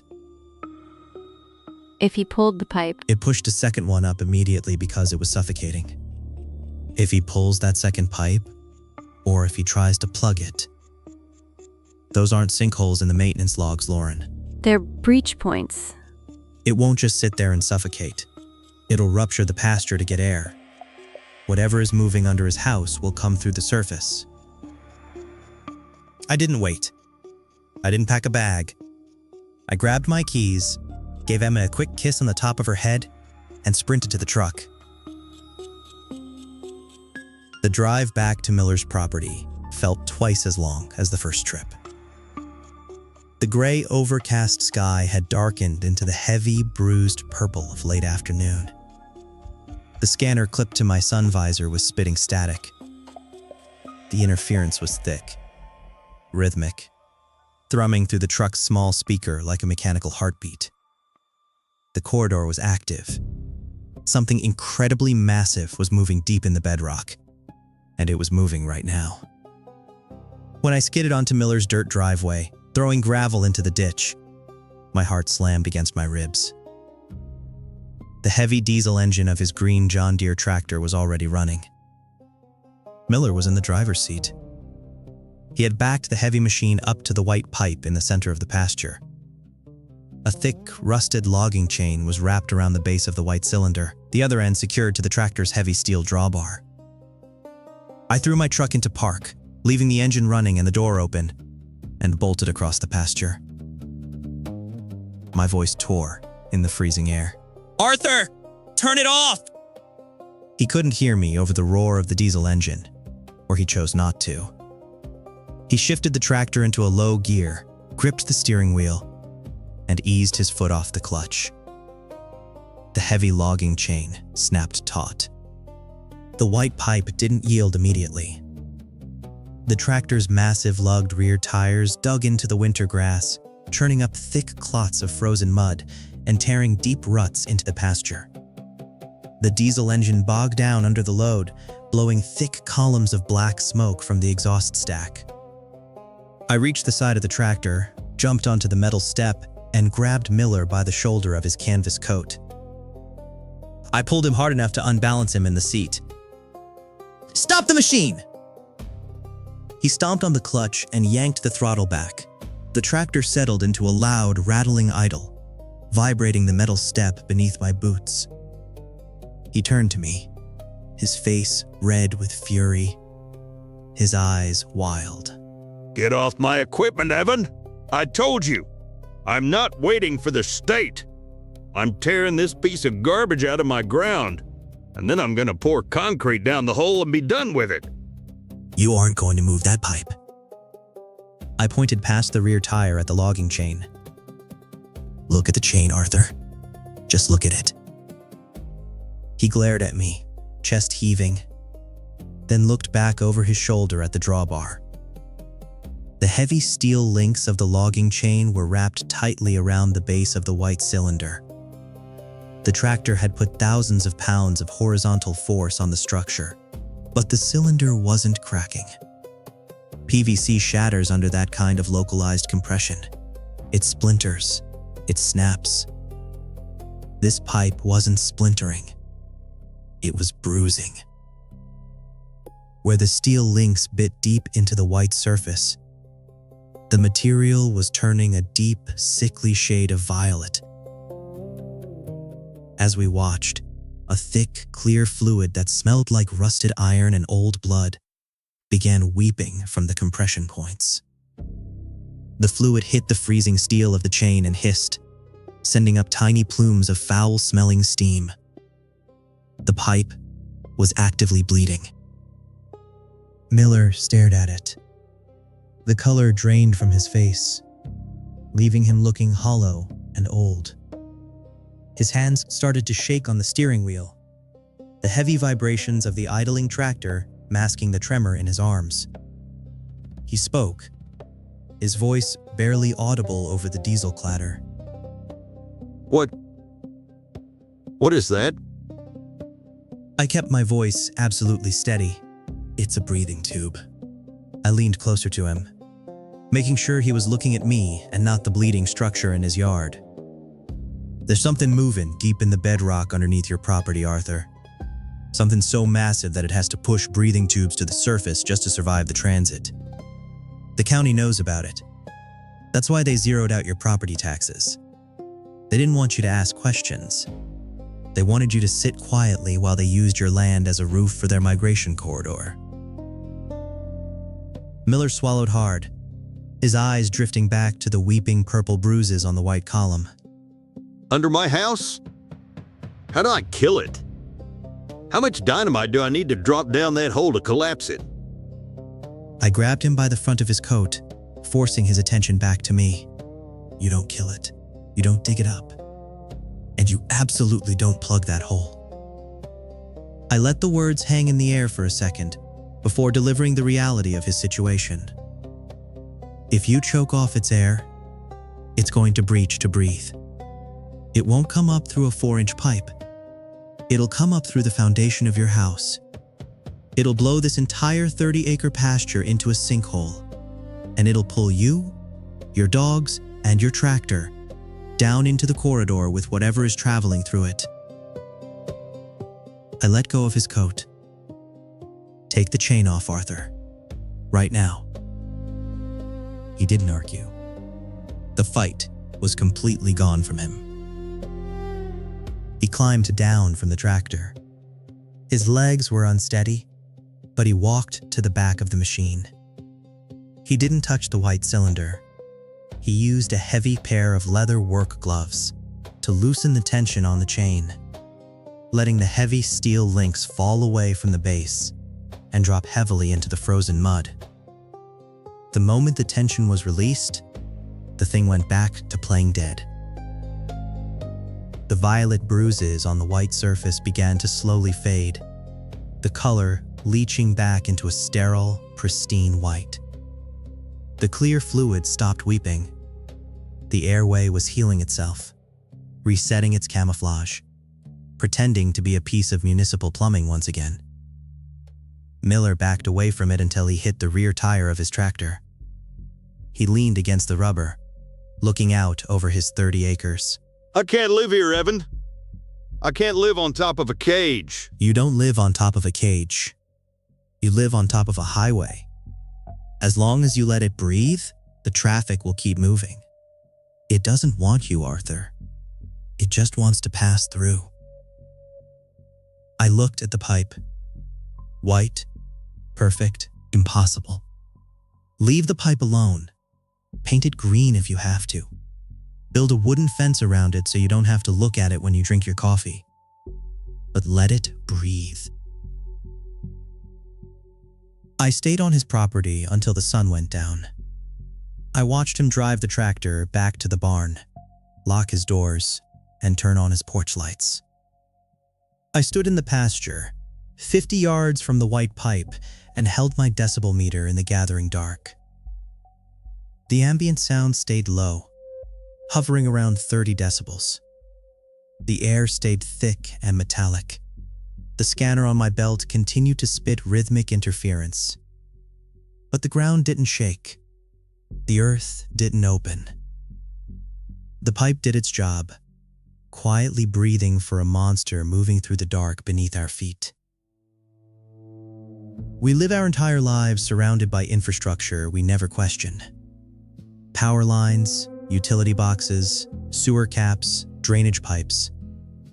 We inherently trust the shape of bureaucracy. We see a white PVC pipe sticking out of the ground, and our brains immediately categorize it as safe and boring. The things in the woods figured that out. They realized they don't have to hide in the shadows or the deep fog anymore. They don't have to disguise themselves as trees or animals. They just have to look like something you were trained by society to completely ignore. Authority is a costume. A badge, a cruiser, a light bar. Out here in the deep woods, they're just props. Real authority identifies itself by radio, by dispatch number, and by protocol. If the authority sitting at your front door can't prove who sent them, you don't open it. You don't step onto the porch.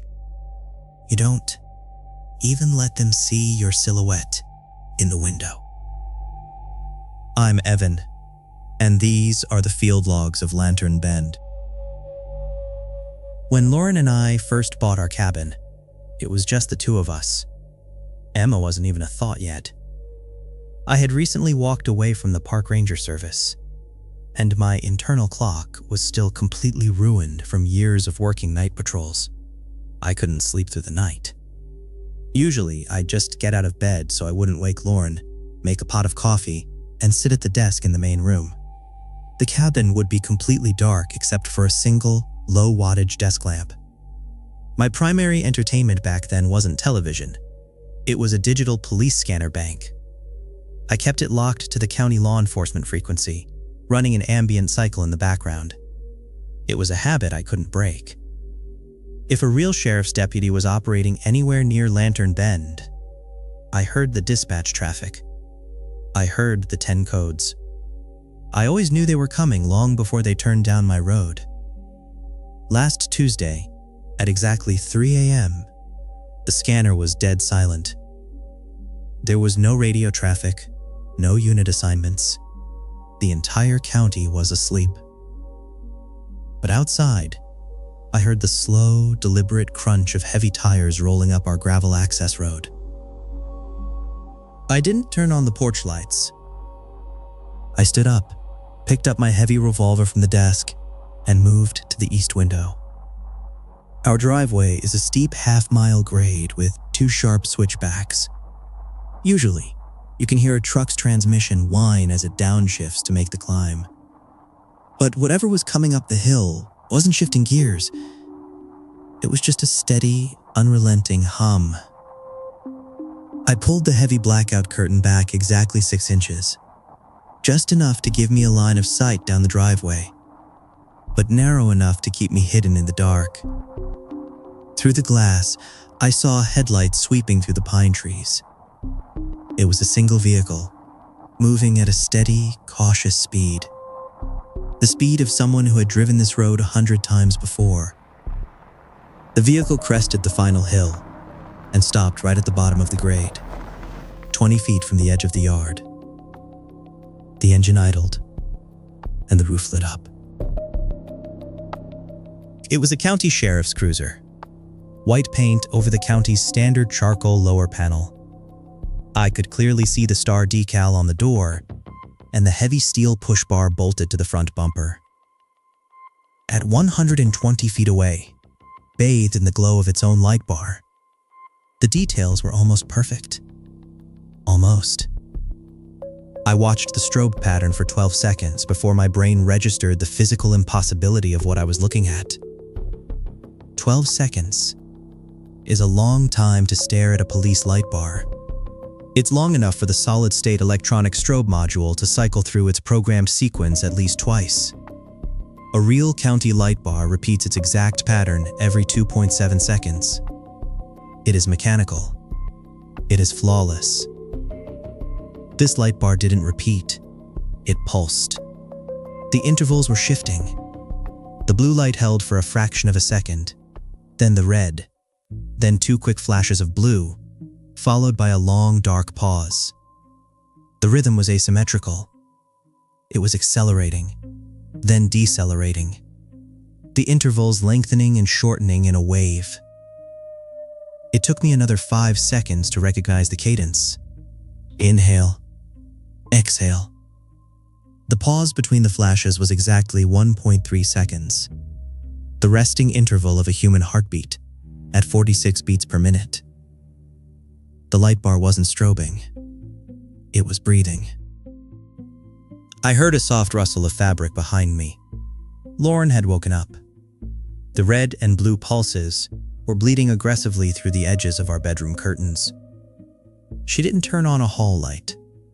She didn't call out my name. She just walked quietly into the living room, pulling her robe tight against the chill. She stepped up right behind me and looked out the gap in the curtains. Then, she looked down at the scanner bank sitting on the desk. The scanner is empty. Her voice was a tight, controlled whisper right next to my ear. There's no dispatch signal? I'm gonna call the non-emergency line. I kept my eyes locked on the cruiser outside while she picked up the corded landline on the desk. She dialed the local Lantern Bend dispatch number. She held the receiver to her ear for a few seconds, her brow furrowing in the dim light of the room. She pressed the speakerphone button so I could hear it. The line was ringing, but beneath the standard dialing tone, there was a heavy, rhythmic static. It was surging and fading in exact sync with the flashing red and blue lights outside our window. The entity wasn't just wearing the shape of a car. It was projecting a localized dampening field over our copper wiring. It was isolating us. Lauren gently set the receiver back down into the cradle, severing the connection. Whoever is in that driveway, it's not a deputy. I nodded. A real deputy pulling up to a dark residence at 3 in the morning follows a strict protocol. They hit the siren to announce their presence. They open the door, step out with a heavy boot on the gravel, and use the PA system to announce themselves. The vehicle at the edge of my yard did none of those things. It just sat there. The engine noise drifting up the hill was wrong too. A real county cruiser runs a heavy V8 interceptor package. This engine was surging. It idled in a deep, guttural pulse, perfectly matching the heartbeat of the light bar. It sounded like a massive pair of lungs. Lauren's hand gripped the back of my shirt. We stood there in the dark, watching the breathing machine at the edge of the property. Then, the driver's side A-pillar spotlight clicked on. It was a blinding halogen beam, and it immediately began sweeping back and forth across the front of the cabin. It wasn't the jerky, manual movement of a human hand operating a swivel handle from inside a cab. It was perfectly smooth, mechanical. It swept across the porch logs, over the front door, and started tracking upward toward the living room windows. "Get down," I hissed. Lauren and I dropped to the hardwood floor just as the brilliant white beam slashed across the glass, flooding the ceiling of the cabin with harsh light. The beam lingered on our window for a terrifying 5 seconds, probing the gap in the curtains, looking for a silhouette, looking for proof that the bait was working. We stayed perfectly still on the floorboards. The pitch of the engine outside dropped into a low, vibrating growl that rattled the window panes. I checked my watch. It was 3:08. The standoff was just beginning. For the first few minutes, it just sat there, pulsing in the dark. But anomalies out here don't like to wait. They are predators. And when a predator realizes its camouflage isn't drawing the prey out, it escalates. A loud, sharp burst of electronic feedback echoed up the driveway. It sounded like a microphone being keyed on way too close to an amplifier. It was using the cruiser's PA system. The voice that boomed out of the grill speaker was deafening in the quiet woods. But it wasn't human. It sounded like a patchwork of different recordings, spliced together and flattened into a monotone drawl. Resident, step outside. The words were perfectly spaced, devoid of any natural inflection. I kept my head below the windowsill, gripping the pistol. We have a report of an open door. Step into the light. It was trying to manufacture a reason for me to leave the house. It was using basic law enforcement phrases it must have heard echoing off the mountain roads. But then, the mimicry took a turn. The PA system crackled again, and the voice changed. It wasn't flat anymore. It was pitched up, frantic. Property owner, please. We have an officer down in the timber. My blood ran cold. It was attacking my instincts. It didn't know exactly who was in the house, but it knew what first responders valued. It knew I used to wear a badge. If Lauren hadn't already checked the scanner, if I hadn't known with absolute certainty that there was no real dispatch traffic tonight, that PA announcement would have dragged me out onto the porch in a blind panic to help a wounded man. The voice over the loudspeaker glitched. Come out with your hands empty. We have an officer. Empty. It was looping, getting confused by its own bait. I didn't move a muscle. Lauren's hand tightened on my arm. And then, the voice changed one more time. Evan, please open the door! My breath caught. It was Lauren's voice. The inflection, the slight waver of fear, it was absolutely perfect. But Lauren was sitting right next to me on the hardwood floor, her eyes wide with terror as she listened to her own voice, begging, to be let inside from the dark driveway. At 3:14, the PA system finally clicked off. The silence was a relief, but it only lasted for a few seconds. Because right behind me, the police scanner on my desk came alive. It didn't pick up county dispatch. The squelch broke, and the digital display lit up, locking onto a close-range, low-power frequency. The scanner was picking up a localized transmission. It was picking up the internal radio mic from inside the cruiser. I crawled backward away from the window, moving toward the desk to listen. There was no radio chatter. There were no voices. Through the static, I heard the sound of the cruiser's interior. It sounded wet. It sounded like a massive, heavy piece of raw meat being dragged across vinyl upholstery. There was a thick, rhythmic squelching noise, followed by a deep, wet exhalation that blew directly into the microphone. Whatever was sitting in the driver's seat, it wasn't wearing a uniform. It was something massive, biological, and it was taking up the entire cabin. As I listened to the wet breathing coming through my scanner, the engine outside suddenly roared. The low, guttural pulse spiked in pitch. I scrambled back to the window and looked out. The cruiser had shifted into gear. The tires crunched loudly against the gravel as it began to inch forward. 10 feet, 5 feet.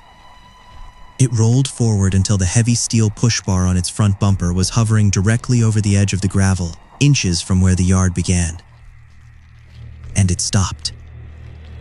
The light bar on the roof was no longer pulsing. It was thrashing. The red and blue lights were strobing violently, frantically, illuminating the pine trees in a chaotic, dizzying wave of color. The engine was surging so hard, the entire frame of the vehicle was vibrating. The scanner on my desk was screaming with static.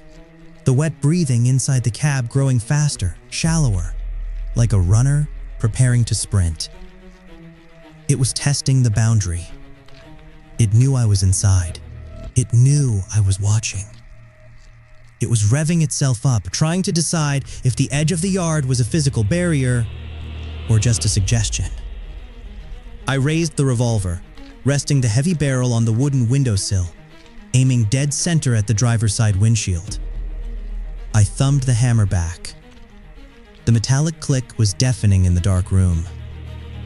If it pulled onto the grass, I wasn't going to wait to see what crawled out of the doors. I was going to unload the cylinder through the glass. The cruiser vibrated. The engine screamed. The lights strobed so fast they blurred into a solid purple glare. And then, the scanner went dead. The violent strobing of the light bar instantly dropped back to the slow, steady heartbeat. The engine settled back into its guttural, rhythmic idle. At exactly 3:17, the cruiser finally gave up. It didn't shift into reverse. The mechanical sound of a transmission engaging never happened. It simply began to glide backward down the steep grade. Slowly, deliberately. It moved backward with the exact same impossible smoothness that it had driven up. The headlights swept back through the trees, the breathing light bar deactivated, and the pulsing engine noise faded into the deep woods. Lauren and I didn't sleep the rest of the night. I sat at the window with the gun until the sun finally breached the tree line. As soon as there was enough daylight, I grabbed my coat, unlocked the deadbolt, and walked down the driveway. I needed physical proof. I needed to know exactly what had been sitting at the edge of my property. The gravel was deeply disturbed right where the vehicle had stopped. I crouched down and inspected the tire tracks. They were the correct width for a Crown Victoria wheelbase. They even had the correct tread pattern for the Goodyear Pursuit tires the county specifies for their fleet. The mimicry was incredibly detailed. But the physics were completely wrong. A real Crown Vic with a full interceptor package, a steel push bar, and an equipment trunk weighs over 4,000 pounds. It digs deep into the loose gravel on my road. These tracks were shallow, barely pressed into the top layer of the dirt. I measured the displacement. Whatever was sitting in my driveway weighed way less. It was hollow. A lightweight, biological shell shaped like a machine. I walked around to where the rear of the car had been idling. A normal vehicle sitting in one spot for 20 minutes leaves a patch of melted frost or warm dirt from the exhaust pipe. Sometimes there are black carbon deposits on the rocks. The gravel here wasn't warm, but it was wet. Dripping across the stones in a puddle roughly the size of a dinner plate was a thick, viscous, translucent fluid. It didn't smell like motor oil, and it didn't smell like unburnt gasoline. It smelled like stagnant pond water and ozone. The exhaust I had heard, the pulsing, guttural engine noise, had literally been the thing breathing out onto my driveway. I stood up and looked down the long, empty road leading into the timber. A cold sweat broke out across my back. The anomalies out here are learning. At the time, they were just mimicking roadkill, or imitating the sounds of crying animals to draw hikers off the trails. A month prior, I had found a detour sign deep in the woods that had learned how to perfectly mimic the Department of Transportation's reflective font. But this was an entirely new level of behavioral adaptation. The mimicry had escalated from infrastructure to authority. The predators in Lantern Bend realized that humans don't trust the woods anymore. So, they wear the costumes of the people we are legally required to trust. When I got back inside, Lauren was making coffee. The house felt normal again, but we both knew it wasn't. I opened my green logbook and wrote down a new set of survival protocols for the cabin. No one enters the property at night without radio verification. If a vehicle approaches, Lauren checks the scanner. If there is no dispatch signal, there is no deputy. If the light bar doesn't repeat on a fixed, mechanical cycle, it is not an electronic machine. And if nobody gets out of the car to identify themselves within 60 seconds, the vehicle is hostile. The door stays closed, the bolt stays engaged, and the costume stays outside the line. It's getting late. The lamp is starting to flicker again, and I can hear the wind picking up in the white oaks. If you've stayed through all these logs, if you've heard the truth about Sector 4 and the things that mimic our own routines, then you know why I do this. The woods aren't empty, and the government isn't coming to help. We're on our own out here. If you want to help keep the archives open and the signal strong, hit subscribe and turn on the bell. Every new subscriber helps me track more frequencies and document more of what they're trying to hide. Leave a comment with boundary blue so I know who's still awake and watching their tree line. Stay safe out there. Check your deadbolts. I'm Evan Whitlock, signing off for the night.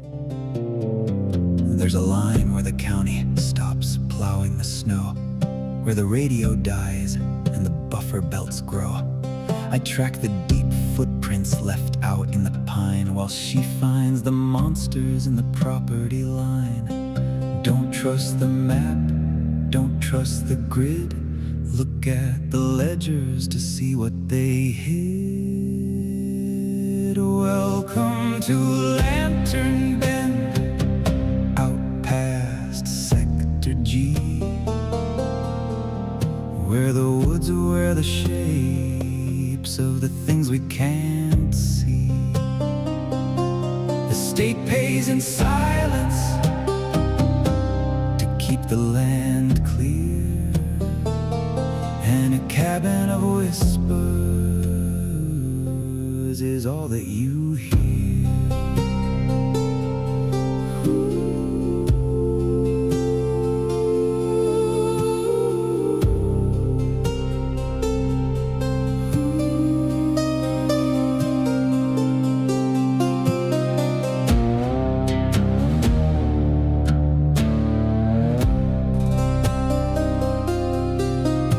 looks like a wire, a box or a drain. If the tax rate drops down to zero again, keep your eyes on the dirt and your hand on the door. The exclusion zone's unexcluded no more. Welcome to Lantern Bend, out past Sector G, where the woods are where the shapes of the things we can't see. The state pays in silence to keep the land clear, and a cabin of whispers is all that you